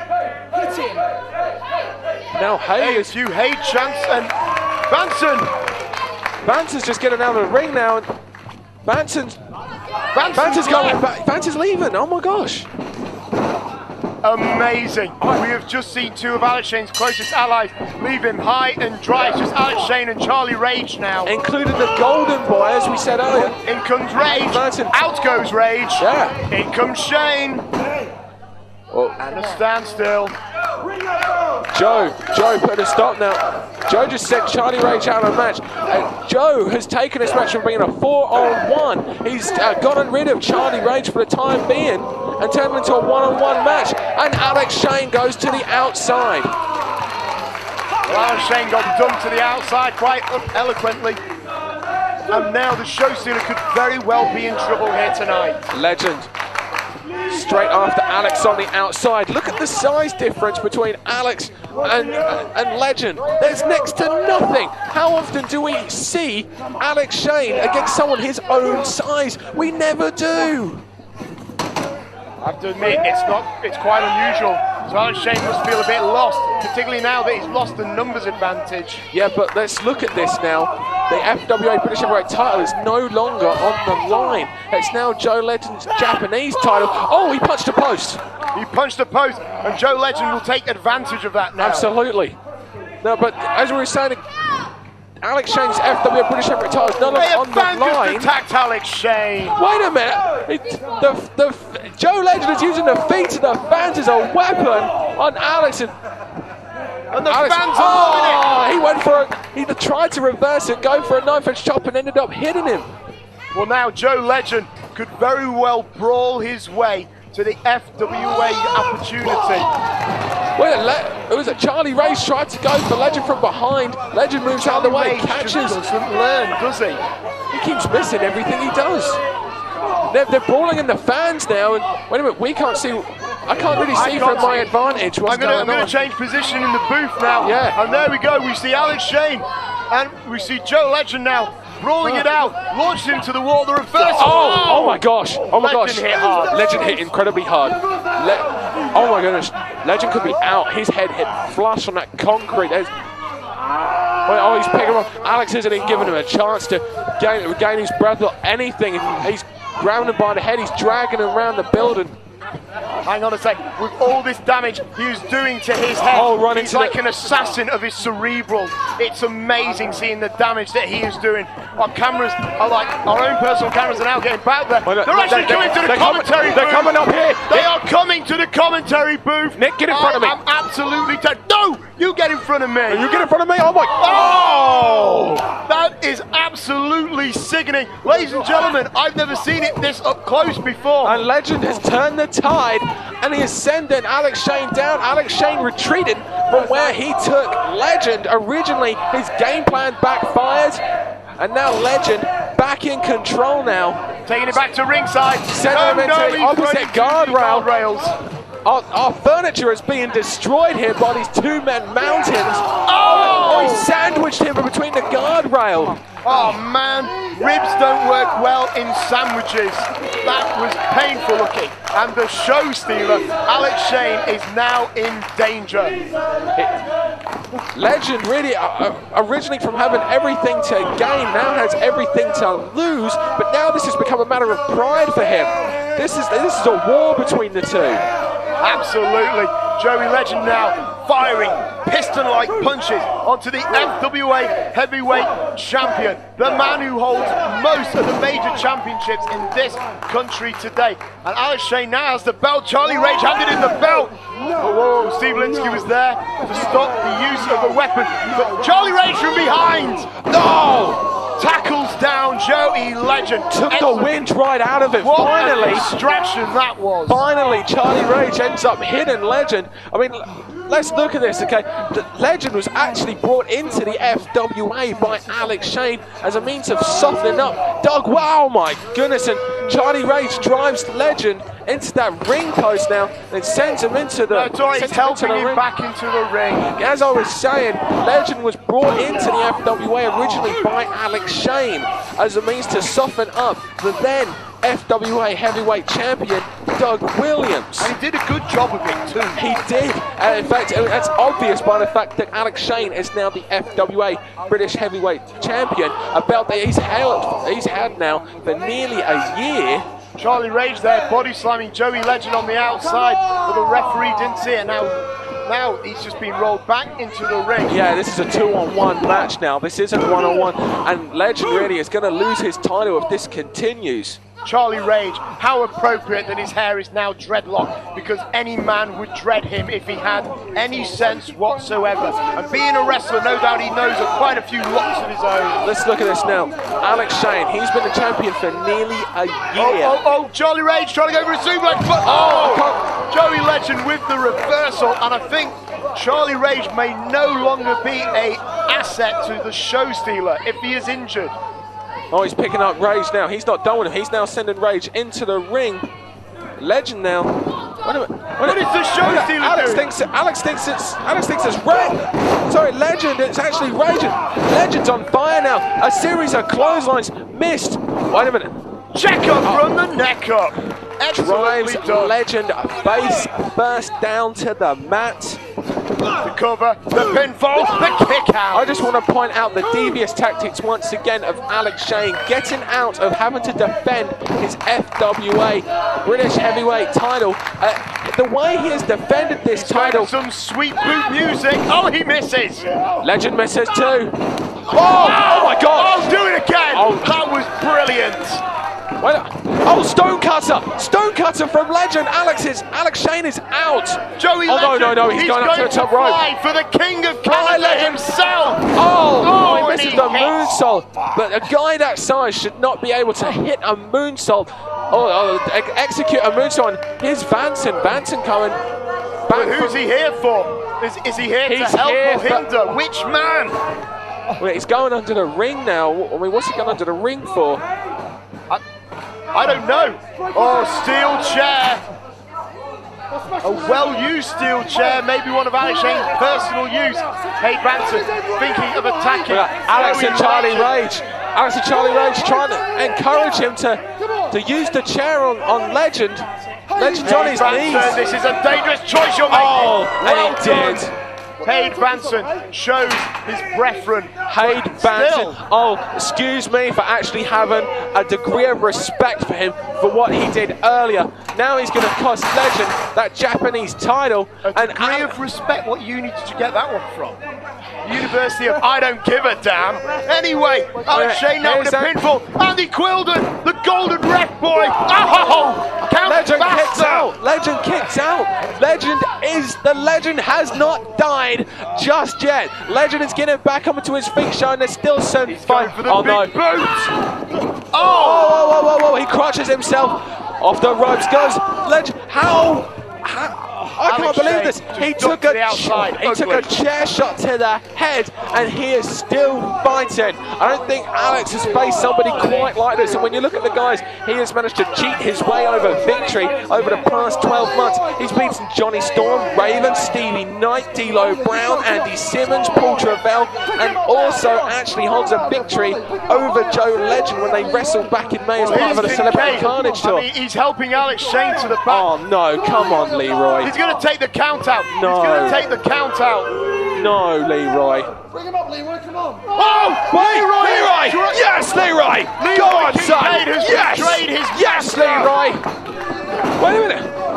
Oh, wait a minute, we know this! Oh! Holy Super Mario Brothers! We know when we saw that last time! He's going for something! Oh! The big boot knockout shot! 1, 2, Oh my gosh! Oh my gosh! But the real story here. Whatever you say about that, man. Vansen showed indifferent. No! Almost. I don't know why I really enjoyed that. The super legend crushing flatliner. Oh, he's got the pin here. Well, there's no ref because we've just killed. Referee. Legend killed one ref and Alex killed the other. I'm gonna say kudos to Alex Shane for kicking out. Say what you will, he did actually kick out of that. However, the real story in this match is Hade Vansen's indifference and Leroy Kincaide's betrayal. Alex Shane will have a lot to handle when he gets backstage. That is if he can survive. Legend. Oh my goodness! Face. The belt went straight back into the face of Alex. And wait a minute. Oh, now that's a convenient time to wake up. 2.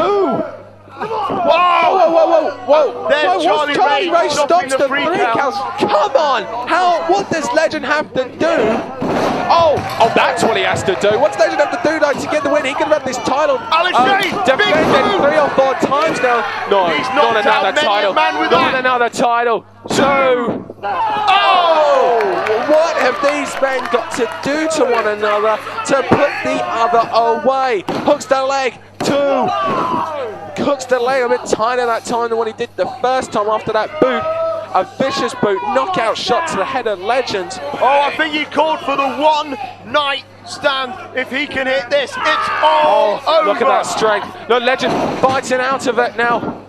Wait a minute, over the shoulder. What's he doing? No, Ayass with the reversal. Ducks to go. Well, elbow. Legend was going for that Legend crusher. Oh, from the other side. I know he could do that. No! 1, 2, 3. Yes! Joey Legend from the Legend cutter. Joey Legend just defeated the FWA British Heavyweight Champion by a pinfall, retaining his title. Surely this makes him the #1 contender, even more so. Surely this guarantees him a title shot next month at Gold Rush. Alex Shane did say that if he could beat him, he probably would be the #1 contender. And even if he gets through that, then he's got to take on the winner of the FWA Gold Rush Battle Royal, which will be happening at Broxbourne Civic Hall. What the score? Oh, hang on. Hang on, it's not over. Legend's got the mic. Convincing victory for Legend against all odds. You may be asking yourself who you got beat by. They were chanting my name.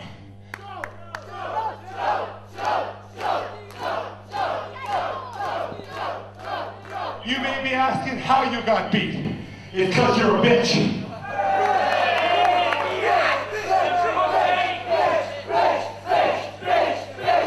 Fans here at Broxbourne certainly let Alex Shane know how they feel. British title or not is, who are ya? Alex Shane is the man who just got beat by Joey Legend. Oh, he wants to go again. He wants to go again. Hi everybody, we're backstage with the FWA All England Title Championship contender Leroy Kincaide. So Leroy, this has been almost a year in the making, you might say. You're after Hade Vansen's blood. Yeah, most certainly am. I mean, well, we've had so many different line matches here, there and everywhere. You know, one thing leads to another, and now it's all coming off to a head tonight. So I'm looking forward to the match, and I'm just going to go out there, give it my all, and hopefully win the title. Nice. So, I mean, have you been, you know, in building up for this match, you've been preparing, you've obviously been working at it a lot. How have things been overall? I mean, you had the incident with your hand as well, so how's it been? I mean, well, basically, obviously with the injury with the hand, you know, that put me out of action for a little while with the wrestling and that. Basically, I've just been down the gym, just training hard down there, doing my wrestling training, you know, outside of obviously having the wrestling matches. And now, like, you know, I feel ready for it. You know, I'm more ready than ever. The matches that I've had before, I feel a lot more ready now. So hopefully I'm going to bring it to the plate tonight. So how do you feel about your current status within FWA? I mean, how do you feel with your relationship with the fans, your relationship with the other wrestlers? I mean, how do you feel it's going? I mean, do you feel it's looking up? Do you feel it's going smoothly? I mean, well, what I'd say more so than anything is that, like, I haven't really done a great deal, say, in the FWA at the moment. I've had a few little bits here and there. But the things that I have done, I feel like, you know, the fans have reacted quite well. You know, whether I was playing heel or whether I was playing face, you know, the crowd seemed to like a little bit of what I was doing. You know, so, you know, I'm thankful for that. And, you know, when I had my last singles match against Hade, that sort of showed off a little bit of what was going on anyway, because, like, you know, the crowd was getting right into it, and it was, you know, behind myself. And at the time, I wasn't even established as a face. I was sort of making the transition between going from heel to face. So yeah, but I mean, the status as I am in the FWA now, I feel really comfortable with what I've been given, and yeah, I love it. Cool, that's good. That's all good. Right, well, thanks for your time, Leroy, and good luck with your match this evening. Thanks a lot, mate. Thank you. Hi ladies and gentlemen, I'm Ben Sahowan and welcome to FWA Hotwired. We are going to be interviewing several members of the FWA roster, not least of which, and first off, are the new breed. Now, Ashe and Curve, obviously. So, you guys, your first show back on FWA for the FWA in quite some time now. How are you feeling about it? As confident as you can be. It's been, bear in mind, almost 3 years. In those 3 years we've been very busy. It's not as if we've been sitting around doing nothing. Of course, this is where we first started off. This is where the breed originated from. This is where we made our name. So to come back to the FWA is a big thing, especially as it's been such a long while. And a lot has changed in that time. But we're confident. We know what we can do. So we'll just have to see how it goes. Yeah, about the same. Just getting back to business, really. I mean, the thing is, we've not been just sitting on our backsides doing nothing. We're always known as originators the first time we came around here, and we've certainly not been sitting back on that side of things. I mean, we've got a load of stuff planned, you know.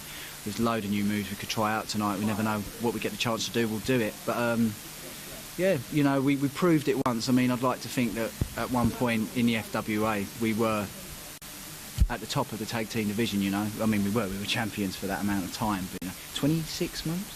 It was a long one. It was a long time. We didn't count it that much, but it was a long time. But, you know, just that's it. We've come back here not just to go back on past nostalgia. We're back here to prove we're the best once again. We haven't lost a step, and we're here to prove it tonight. It's all good stuff. I mean, could we look forward to seeing any future new breed matches back in the FWA, or is this, or are you concentrating on other projects, or are you going to be taking things easy in terms of your schedule? As far as the schedule goes, we're looking to do as much as we can. You know, we've had a lot of time apart from each other and not working together. We're getting back on the horse now. We're trying to get everything back and going. So we're working wherever we can do. As far as long-term in the FWA goes, we'll do our part. We'll try our hardest. It's not down fully to us. It's down to the powers that be. See how tonight's showing goes. I think if we go in there tonight and we do a good enough showing, we may prove that we're worth being part of the roster again. And then it's just down to the powers that be after that. The thing is as well, you know, Ashe is right there. It's down to the powers, but it's also down to the fans. That the one thing I'd like to say straight away, whoever sees this, any like fans that see this, we've got to say so much thank you, or give so many thanks, because they were behind us all the way. You know, I mean, every time, we've looked at the internet, and there's always that underlying current. You know, the breed, and it's just nice that we've been remembered for that amount of time. But you know, at the end of the day, we're not stupid. You know, it's not like we've been brainwashed by any religious cults or anything like that. You know, there's no worries about that at all. But you know, it's like at the end of the day, we're two guys. We're a lot older now. We've matured a lot. You know, we're sensible. You know, we're getting older, not too old. But it's not as if we're running around like, you know, young middle-aged crisis kind of guys in Playboy outfits. You know, that would be silly. But no, we know what we're doing. To go back to a little bit of FWA history, and because Curve did touch on it just briefly, you joining the family, yes. So you guys have obviously managed to patch up your differences. You know, how you obviously, you know, strong enough, solid enough to sort of work together again. And also a two-in-one question, really. How do you feel that puts your chances against Stixx and Stone tonight, the FWA Tag Team Champions? Well, as far as sucks and slow goes, don't worry about those. At the end of the day, we've been friends for over 10 years. You know, we go back a long, long time, long before the FWA was even an idea. And yeah, a lot of stuff's happened. There's a lot of water under the bridge, but that's all gone now. A lot of hatchets been buried, a lot of bridges repaired. And you realise over time, especially when a lot of things go on in your life, you realise who's a friend and who's not. We've had a lot of personal problems in the past, and that led to the whole family thing. Like I say, you know, you listen to people give you ideas, you follow them, and they're not always the best ideas. But we're back on track. We're going to do our best. Hopefully the magic will still be there, and we'll see how we go. Well, you know, I think your answer, to be honest with you, when you ask about how we're doing, who we can trust, to be honest, I'm glad you asked Ashe first, because I know where my head's at. And, you know, I remember last time we were here and I had to walk out of that ring clutching my head to the sound of silence, because they'd just seen me take pretty much every finisher the family could do. And the last one, of course, was Ashe Van terminating a chair into my face. So it's a lot to get over. And we've spoken about it a lot. But like I say, I know where my head's at, and we've spoken about it, but it's always going to be there. But Ashe's got to decide where his head's at, and I think, to be honest, we've spoken about it enough. And, you know, I just hope he's offered me his hand, I've offered mine, and I just hope it equals something tonight and we can actually trust each other. But there's no better test than out there where it all began in the FWA, and I guess tonight, test starts. So, to close things up, you got a game plan against Stixx and Stone. I mean, these guys are monsters. They're the guys that Dean Ayass himself personally chose as successors to Burchill. How do you feel that you've got their number? Do you feel you've got their technique down? The day I start worrying about Dean Ayass is the time I'll leave the business. Believe me, as far as Stixx and Stone go, we trained them. Yeah, going back in the old days when they first come down, the first time they turned up at a training school, they were big lumpy guys, didn't know how to wrestle, didn't know how to fall over properly. Not much has changed, but the point is that I tell you, I've got loads of them. There's so many of them. That's you. Yeah. It is, yeah. As far as the game plan goes to those and everything, can we do it? Yeah, we can. We're going to go out there, we're going to do what we used to do. There's a reason why we were tag team champions twice. There's a reason why we were always seen as the cornerstone of the tag wrestling scene. Yeah, that was a long time ago. We were younger, we were probably a lot stupider as well, and we weren't as badly injured, but but we can do it, you know. Yeah, they got youth on their side, but they've also got inexperience.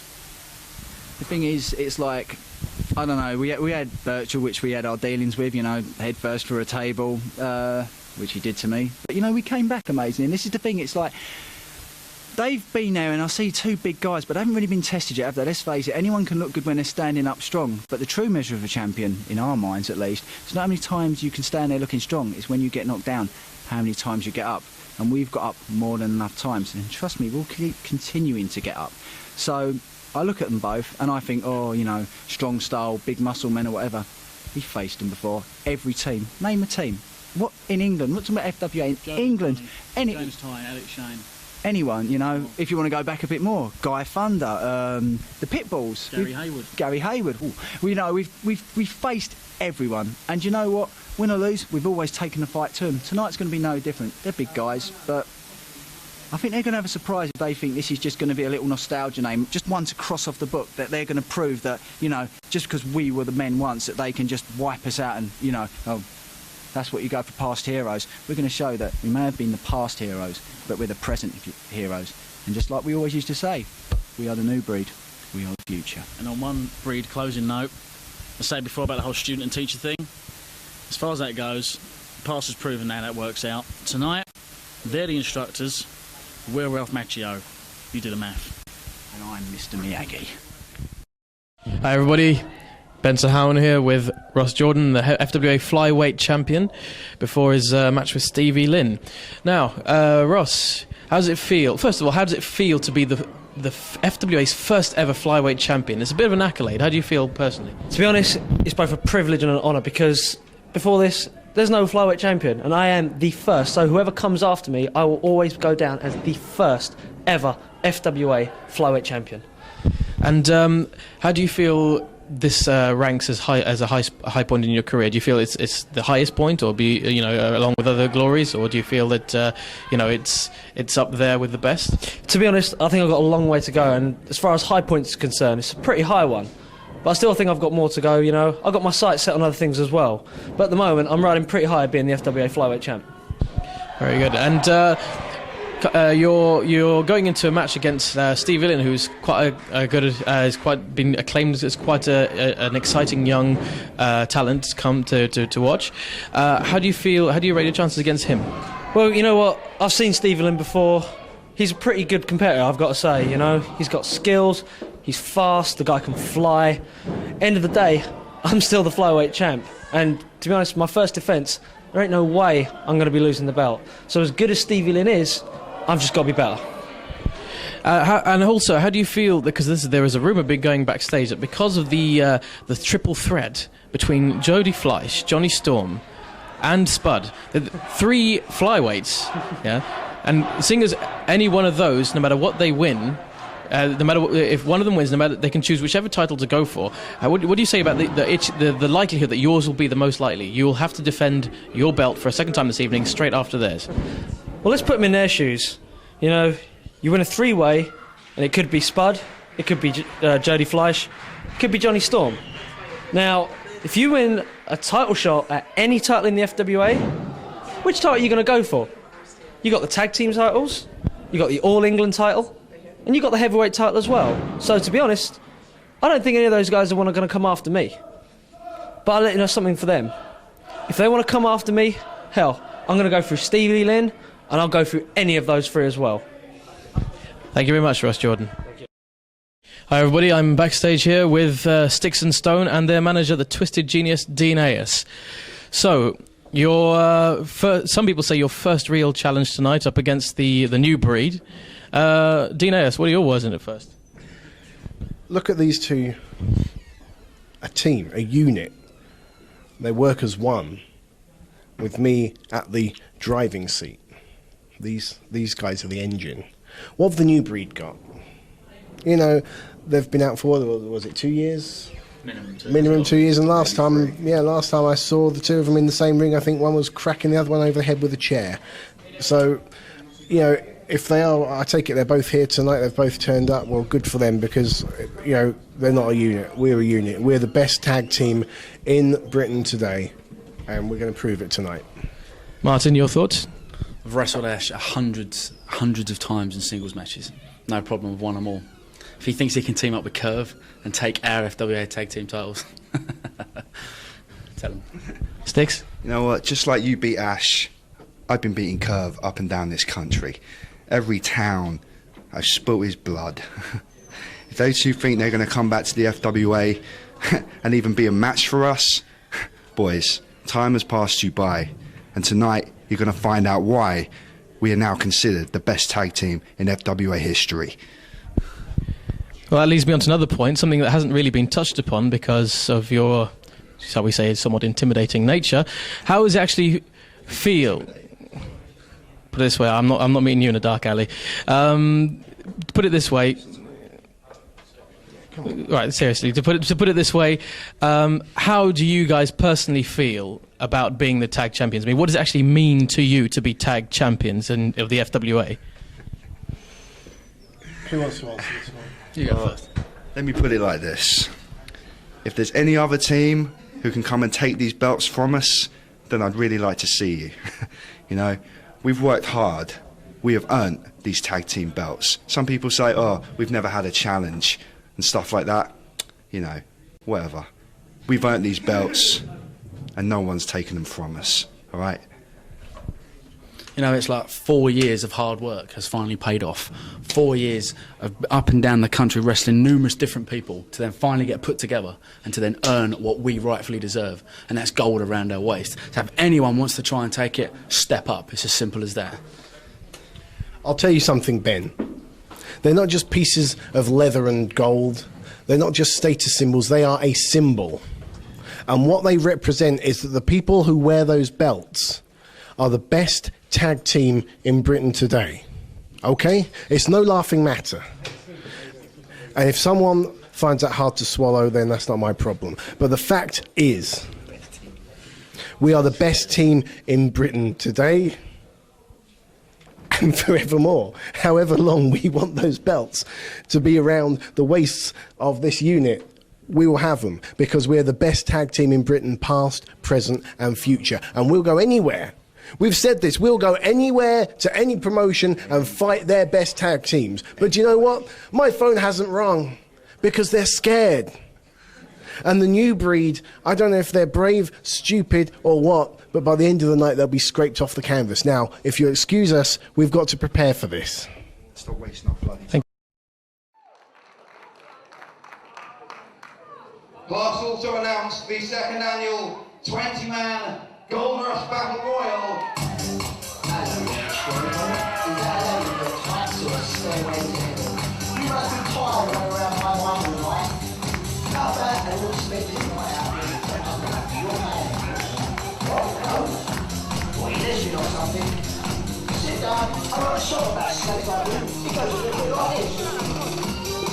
What is Darren Burridge doing coming back out here with his... Oh, don't say he's got the fluffy dice. Oh! This, I'm not used to this kind of... shenanigans. Yeah. Show! Not once before have I ever seen, up until earlier tonight with Darren Burridge, a pair of fluffy dice hanging from the outside of the man's genital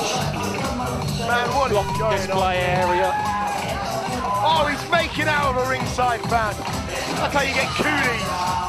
That's how you get something much worse than cooties. Yes. I mean, seriously, you don't want to make love to the ring. No, there's a lot of blood been spilt on that ring. That's how diseases.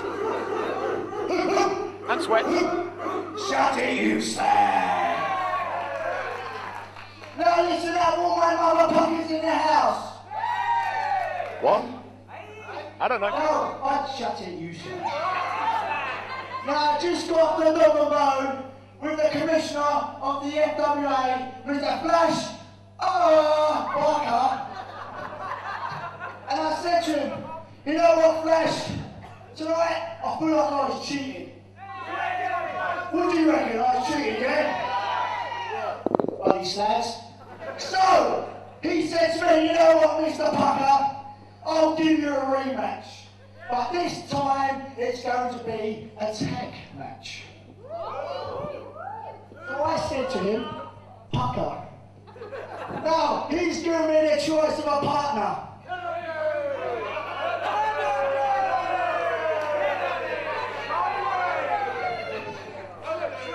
Shut up, you snakes. He said to me, you can have a partner of any picking that you want. So I said, okay. I thought about it for a little while, and the partner of my choice will be you. Whoa! What? John Atkins and Darren Burridge are going to tag up to take on the Manchester Mastiff? No, Darren. I'm buying a ticket to that one. I am buying a ticket. I'm calling it sick now. I'm buying a front row ticket to that one. John Atkins is going to take on the Manchester Mastiff alongside Darren Burridge. Oh, that is worth it, Jody. Pinch me, I think I'm having a nightmare. Okay, John, ow! Well, you wanted me to pinch you? John Atkins is going to get in the FWA ring and compete at Gold Rush. John Atkins, future FWA Tag Team Champion. Got a sexy ring to it, don't you think? No, this can't be for real, surely. Well, I guess Flash Barker might just about allow it. I tell you what, Flash Barker obviously has a bigger sense of humour than any of us ever actually realised. For allowing Darren Burridge to, you know, pick anyone and obviously get away with this. I mean, John Atkins? John Atkins? The ring announcement.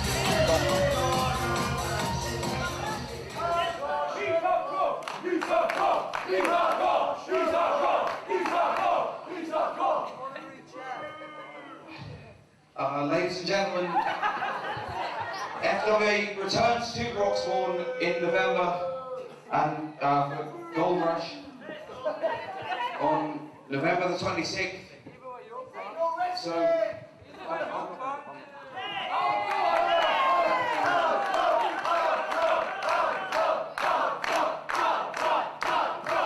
nonetheless, ladies and gentlemen, tickets will be available on sale shortly, so check our website, frontierwrestling.com. for more information.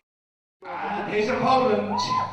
And Ross Jordan won that title with absolute style, crippling Spud, so he couldn't continue in the match. And it was referee's discretion. He was handed the belt, like maybe he should have in the third place.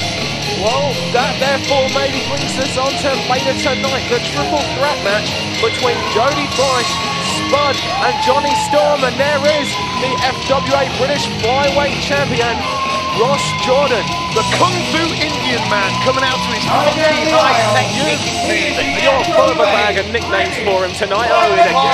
The Dragon, the Kung Fu Indian. That's just a load of wrongness there, basically. A big steaming bag of it. I can't help it though, because I love Ross Jordan. I used to train with Ross Jordan, and he had so much heart and so much desire. And the FWA kept saying, I'm sorry, Mr. Jordan, you're just not big enough. But then the flyweight title came into existence, and finally, Ross Jordan found his drive and found his passion. Can I also point out that he happens to hold a victory over the show stealer, Alex Shane, the FWA British Heavyweight Champion.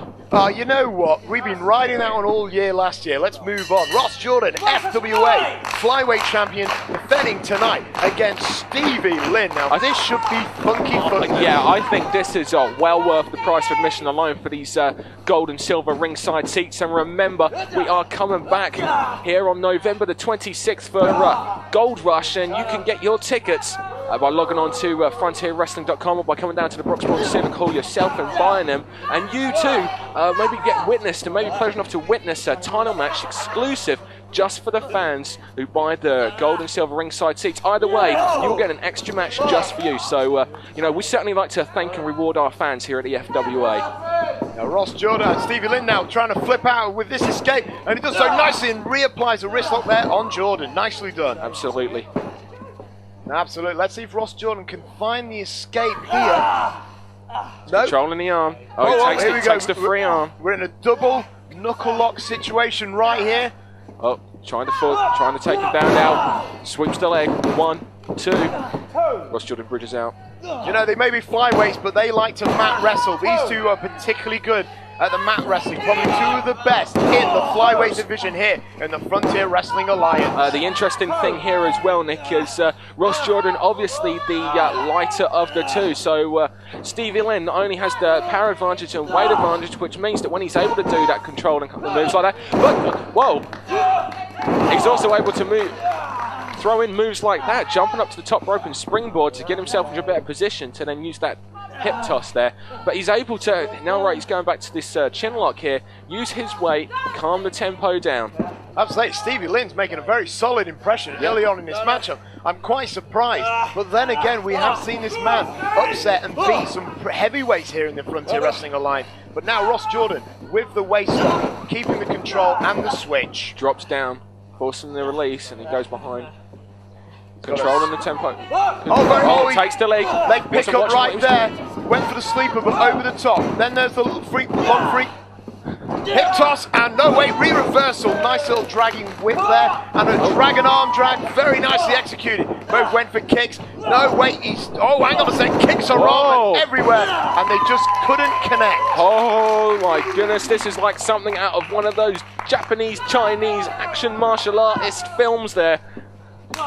These guys are giving. Oh, and this is what makes the FWA flyweight division so spectacular. You know, it's interesting. Many people thought that Ross Jordan wasn't the favourite going into that flyweight tournament, but he certainly proved it. He went all the way. He managed to defeat Spud in the final, and he managed to. You know what? Everyone in the tournament, people watching it, thought it was either going to be Spud or Aviv Mayan, but instead it was London's own Ross Jordan. Oh, and a nice kick there.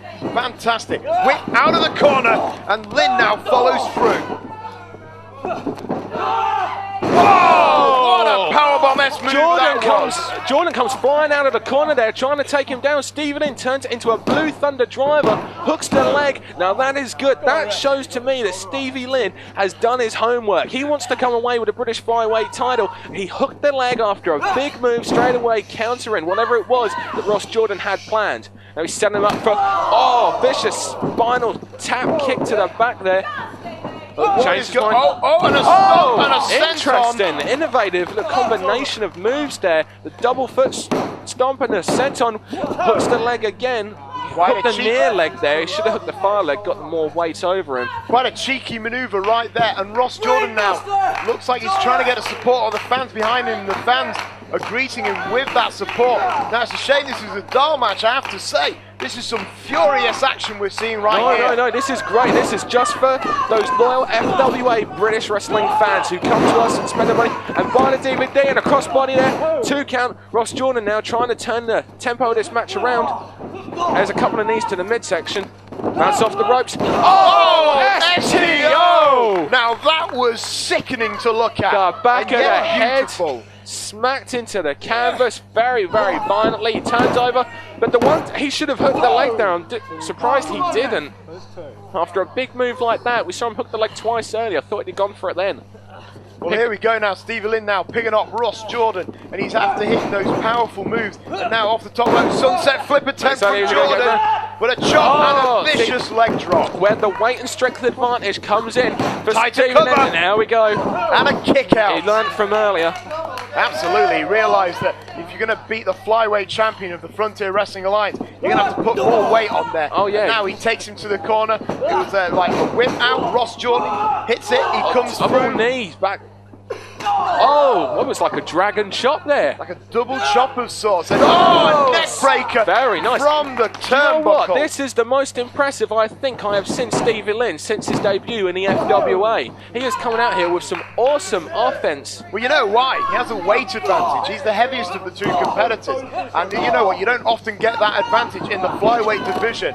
So he's going to want to use it. Oh, crucifix here. Attempt, no, countered again because of that weight. Oh! Now that was gruesome. That was right on the back of the head again. We've seen this throughout the match from the STO, the flying neck breaker, and now this time a Death Valley driver and onto the back of his knee or onto the front of his knee there. That was all these moves are showing me that he is focusing on the neck and the back of the head. Oh, I'm Either glad. that or it's a pure coincidence. Yeah. Knowing Stevie Lynn, he's a bit more intelligent than that. Glad you was able to figure that out for yourself there, Nick London. Well, I'm just pointing it out for the people at home. And once again, hooking both legs this time. Jordan there with a good kick out. He seemed to let go just before then. I don't know if he like lost grip then or... Jordan probably just slipped out. Yeah. Jordan is a light competitor. He's able to burst out with that energy. Reversal there, no reversal again. Oh my goodness, on the back of the neck again. I tell you what now, what this says to me is if I'm Ross Jordan, I'm really hoping that the winner of the 2, 3... I just got the shoulder. It wasn't much of a kick out, the match just rolled on the shoulder. Again, just using the angle that Stevie Lynn used to cover him there to roll the shoulder up. But with all the effect that's taking part on Ross Jordan's neck, I'm really hoping that the winner of the triple threat match between Spud, Jody Fleisch and Johnny Storm doesn't pick him. I'm sure that's what he's thinking. Absolutely, ladies and gentlemen, later on tonight there's going to be a triple threat match. The winner of that triple threat match will get to choose an FWA title shot against any of the champions here in this company, but they've got to take it immediately after the match. They are all within the flyweight weight category, so Jody Fleisch, Johnny Storm or Spud could very well meet Ross Jordan tonight. Whoa, there's that dragon lariat there. Dragon leg lariat for Ross Jordan and both men are down. But what a dangerous situation, not just for Ross Jordan, but for all the champions. What if the champions, when they're All England tag team, flyweight, or even Alex Shane himself, the FWA heavyweight champion, what if they get injured in their match and then they've got to face the winner of that triple threat match? Well, that's a very good point. I don't think I certainly hadn't thought about that. The interesting thing about this situation, we were saying, Ross Jordan's firing up now. Series of forearms and elbow shots. Irish whip Stevie Lynn to a spinning wheel kick there, perfectly done. Covers, hooks the leg. 2 count there. Ross, but saying that, will those 3 guys really want to go for the flyweight title, or do they want to head for the heavyweight division? Well, that's the interesting thing, or maybe they want to pick a partner, and because of their very nicely done. Series Tighe of moves there. Tighe hookup, but no. Well, that's the interesting thing. The winner of that match could pick a partner due to the fact that they're going to be obviously rather winded from the match and go for the tag team titles. Anything can happen later tonight. We could see a rematch of the Dream Team, Jonny and Jody, possibly going against maybe new tag team champions, the New Breed. It's a rematch that everyone will want to see. On the neck, that's it. If he can roll his arm onto Ross Jordan, I'm sure this is it. That free angle credenza Fisherman bomb was beautifully executed. 3, 2. Now you have to believe if Stevie Lynn was able to actually get a tight cover there, able to actually do that, he would be winning that title right now. Absolutely. That was an awesome variation of the neck breaker. And now he's picking him up. What's he got set here? No. Ross Jordan managed to wiggle out, but no, Stevie Lynn will not be denied. And Ross Jordan escapes. That first time when Stevie Lynn couldn't get him up gave Ross Jordan enough to recover and get out of it on the second attempt. And terminal DDT. That's it. 1, 2, 3. Excellent. Congratulations, Ross Jordan. Another successful title defense for the Little Dragon. Like you say, congratulations, Ross Jordan. Congratulations to Stevie Lynn for putting in such a fine effort. No shame in losing to Ross Jordan here tonight. Ross Jordan on a tear in the FWA. You know what? There was a lot of concern concerns when the flyweight title first came in, but maybe people wouldn't take it seriously enough. But I dare you at home, do not take Ross Jordan seriously. He just made an example out of Stevie Lynn, and there he is, FWA Flyweight Champion. Now, ladies and gentlemen, thank you for joining us here tonight at the Dart Match. But don't go away, because coming up next is FWA Hotwired. Alex Shane will take on Joe Legend. The triple threat match, Jody Fleisch, Jonny Storm and Spud. The winner gets a title shot of their choosing directly after the match. And also, the new breed return FWA Tag Team title match against Stixx and Stones. Dan Reed, I'm pumped.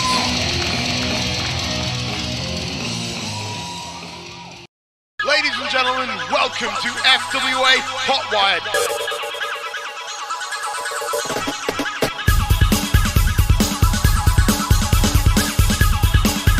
Congratulations, Ross Jordan. Another successful title defense for the Little Dragon.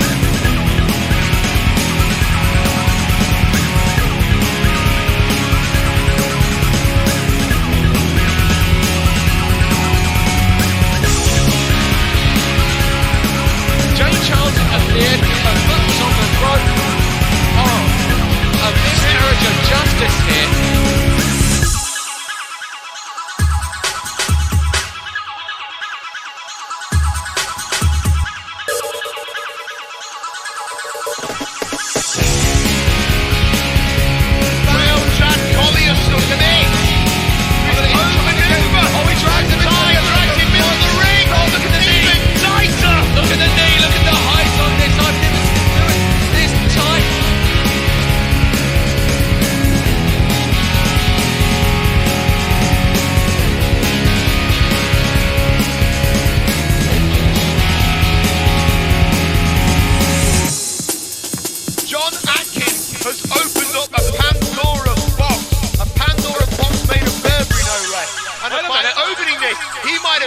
More trouble for him and Darren Burridge.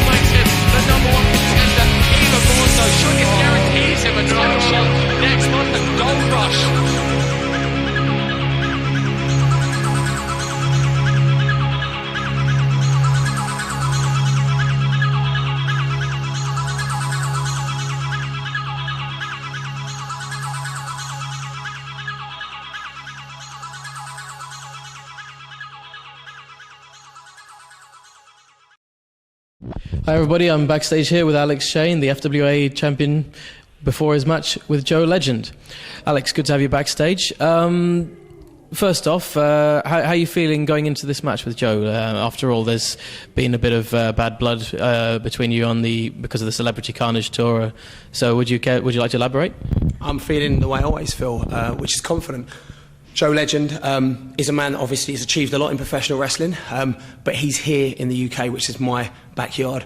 He may have worked for Brian Dixon, gone around the country, done the FWA Celebrity Carnage tour, but the fact of the matter is this: Joe Legend's biggest input to British wrestling has been celebrity wrestling, which to me is the biggest farce that this country has seen in terms of wrestling television, terrestrial in the UK. Mine, on the other hand, are £85 front row tickets, super shows, British talent going overseas, ringside ticket holder dart matches, which every person seems to be ripping off now. You see, I believe in not going where the path leads, going where there is no path and leaving a trail. And I've left a trail that so many others have followed, whereas Joe Legend has come and jumped on the bandwagon. And if he thinks he's going to come here tonight to my backyard, the Broxbourne Civic Hall, which has seen me wrestle Jack Xavier in the Last Man Standing match, last year's Match of the Year winner, I hasten to add, Steve Corino. I fought Raven. If you name the list of people, I've beaten them, and lots of them have been beaten here in the Civic Hall. He's not going to walk away with this belt. He might not even walk away with his dignity and pride, and there's two things he can do about it. That's, well, you know how the rest goes. Exactly, I'm sure. Another thing is also that you are flying the flag, well, you could say flying the flag for FWA in other British promotions. I mean, you are the champion of various promotions, GPW, WAW, I believe, and OPWO, as we know. I mean, obviously, after the FWA one is probably the one that means the most to you. But out of all those, are there any in particular that you're particularly fond of? The WAW has the most heritage behind it, without a shadow of a doubt. It's been held by some true greats: Skull Murphy, Danny Boy Collins, Crusher Mason, the list goes on and on. The BCW Scottish Heavyweight title means a lot to me as well. I beat Stevie Knight for that belt. I beat D'Lo Brown for the IWP North East Heavyweight Championship. North West Heavyweight Championship. Damon Lee for the North East Heavyweight Championship for GPW. I've actually 8 belts. I beat James Mason for the TWA Heavyweight Championship, another British great. To be honest, the FWA title means a lot to me, but all my belts mean something to me. I wouldn't say I fly the flag for the FWA. I've learned the hard way through British wrestling that the only flag you should fly is for yourself. And the fact of the matter is that no matter what company I'm working for, I'm defending Alex Shane's title as being the top wrestler in the UK today. Whether you want to talk about Doug Williams' fancy arm locks, Jody Fleisch's fancy flips, Johnny Storm's fancy entrance music, the fact of the matter is this: Alex Shane is the top person at what he does in the UK. And whether you like it, whether you don't like it, whether you want to admit it or not, the fact is that I have 8 belts to back up that claim and prove what I'm saying. And that's why when I step in the ring each and every night, I'm defending myself and nobody else. Well, simply put, how do you feel about how do you feel about the different crowds? I mean, you wrestle all over Britain, and whilst we are one country, the fact is obviously the crowds are going to get different. I mean, like Scottish crowds to English crowds. Any particular favourites of yours in terms of how they respond to you? Fans are fans at the end of the day. They're idiots. They spend their ticket money, which they've worked in a crappy job the entire week for, to earn the right to come and pay me my wages. The fact is, if they've bought a ticket, then they are a fan, which means that they are the person responsible for paying my wages at the end of the day. Do I respect wrestling fans? I guess I have as much respect for wrestling fans as they have for me. And I always say I will treat people the way I deserve to be treated and the way I like to be treated. And the fact is that when I walk through that curtain, very rarely do I feel that I get given the respect I deserve in so many different forms in the wrestling industry, particularly in the UK. So I feel I'm not going to sit here and sing the praises of the wrestling fans. If they want to pay my wages, then they're welcome to do it, because I want to keep taking that paycheck.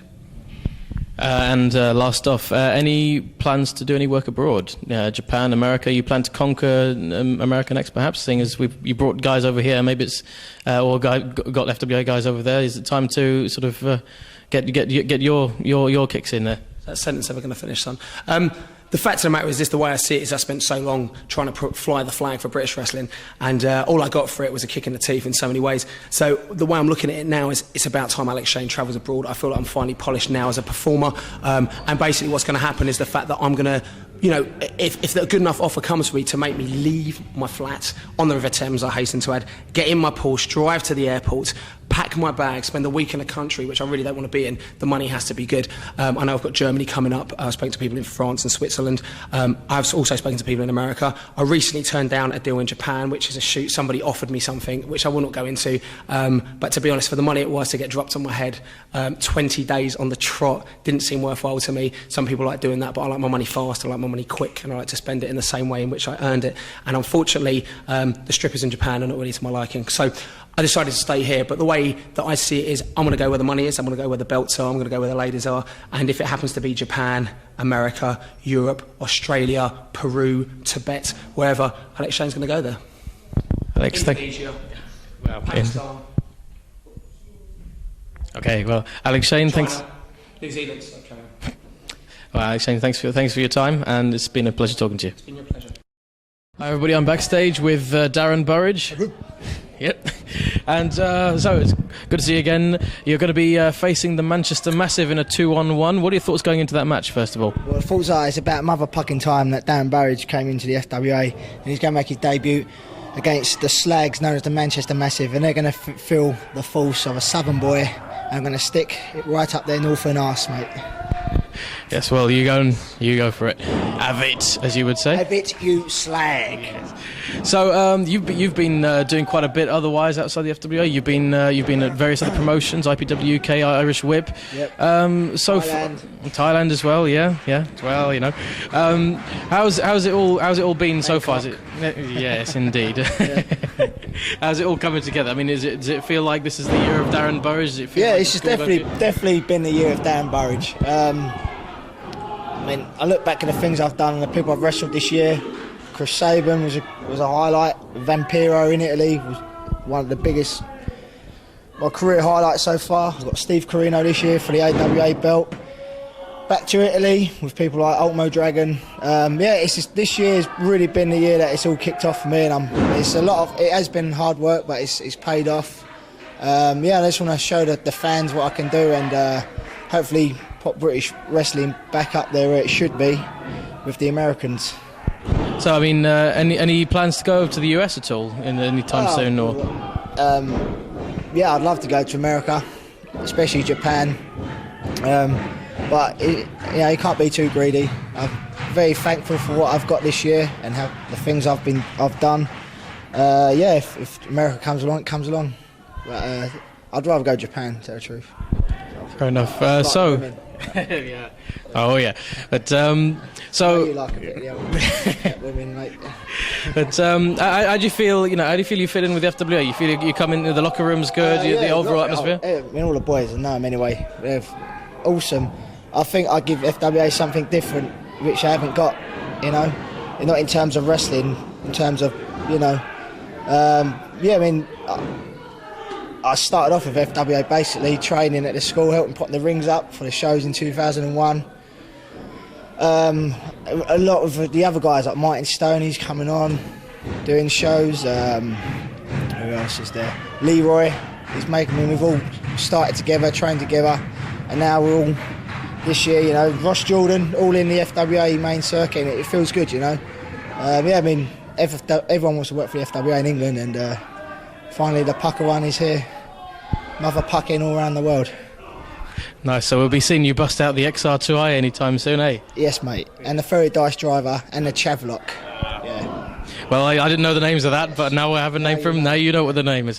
Thanks a lot, Darren Burridge. It's been great to talk to you. Thanks very much. All the ladies out there, you know where I am. You got my number. Hi, everybody. We're backstage with Joe Legend prior to his FWA title match with Alex Shane. Joe, you've come over. Well, you're back in the UK from Hanover, where I understand that's your permanent base of residence. How does it feel, stepping in an FWA ring for, the spot's been quite a while? Personally, I always look forward to FWA shows. I think FWA is a tremendous organization. If you look at my website, I've done a few write-ups on it. The crowds are always, wound up, excited. It's fun to perform in front of crowds that are so, enthusiastic, who know the drill, who know the stories, who know the people. I'm fired up for it. Excellent. So you also do work for WXW in Germany as well. Right. Yes, yes. How does it compare to an FWA crowd overall? Mostly the accents are different. WXW seems to lend more towards hardcore, which I think is a little. I mean, nothing against WXW or anything like that. I find hardcore is a little bit outdated. I think hardcore needs to be. I think there's definitely a place for hardcore wrestling. It just has to be done at the right times. That's where I find FWA really leads it out. They don't just start off with people swinging dustbins and all that stuff. You know, it takes time to build into something significant. So, but WXW, you can't argue with success. They're doing well, and they've got their rowdy crowds too. So God bless them. Excellent. Yes. Overall, your time in Britain, because you've not just toured for FWA, you've also worked for various other promotions. Overall, how satisfying do you find it to work in Britain compared to, say, America, Germany, Japan? What are your overall experiences? What are your overall evaluations of these different crowds? I've been coming to England since I left New York, so it would be 2001. I like how responsive British crowds are. I like the fact that they like wrestling. I know it sounds redundant, but I mean, a lot of places in the States you go, if you do a really cool reversal, most of them haven't done their homework. It's like, hit him with a shovel! Whereas crowds here, you go through a sequence, a really quality sequence, like a Johnny Storm, Jody Fleisch sequence. At the end of it, these crowds here appreciate it. I mean, they look back with a certain amount of reverence on guys like Johnny Saints and Steve Gray and they're really technically proficient guys. Whereas in the States, they look back at a lot of the old timers with a little bit of a laugh because they were so character based as opposed to fundamentally based. So I mean I love wrestling in Japan too. I like the hard hitting, aggressive impact style, and I like the fact that I can bring that here. I know FWA's worked with guys like Noah, the Noah guys, who are they're hard guys, But that's the fact of the FWA and England in general. I mean, there's a variety of styles. You're not just pigeonholed into one, which is great for a learning experience for guys coming up. And for old people like me who've been around 16 years, I can change styles depending on how sore I am. That's very true. I mean, you have obviously your premier promotions, with the old world of sports style, and you've got your new British fusion with Doug Williams. Just to move on to a bit of FWA history, I mean, you did the Celebrity Carnage tour, and pretty much the reason you're here is because Alex Shane has, I suppose would say he's tried to drag your name through the dirt, and you've responded by giving him a shot across the bows with this title shot. What are your feelings on tonight? Do you feel you're prepared mentally and physically? Yeah, I'm prepared for it. I mean, I give credit to Alex. Alex is the one who put my name into the hat for celebrity wrestling. The fact is, whether he likes it or not, I'm more qualified. I have 4 black belts. I was teaching karate and kung fu for years before I ever stepped foot in a wrestling ring. I've done shoot fighting, I've done everything else, and that just lent to my credibility. Plus, not sounding like a local gave my accent gave a certain international appeal, I guess, or at least that's what they were looking for. And for some reason, I guess Alex is just angry about the fact that I got a little bit of the national spotlight. Maybe he's got a crush on Kate Lawler, and he's upset that I get to hang out with her or something. I can't blame him. I'm jealous of me getting to hang out with Kate Lawler. But I'm always prepared. I mean, I work a lot. As the cliche goes, there's no off season in wrestling. If I'm not here, I'm in Germany. If I'm not in Germany, Austria. If not Austria, Japan. If not Japan, Switzerland, Italy. I'm always busy. I just got back from France. And once again, varied styles. So I'm ready to come in here, and if one style isn't, he's good. Alex is good. He wouldn't be a multiple-time FWA champ if he wasn't. And he's beaten a lot of guys, I believe, guys like Steve Carino. It's tough to beat a guy like Carino who's been around the block, former NWA, former ECW world champion. And Alex Shane's been able to get by him, so I'm not looking past Alex Shane, but I'm willing to put him down because I've got more styles than he can hope to hold up with on me. Well, Joe Legend, thank you very much. You've been very honest with us, and it's been great to talk to you. Thank you.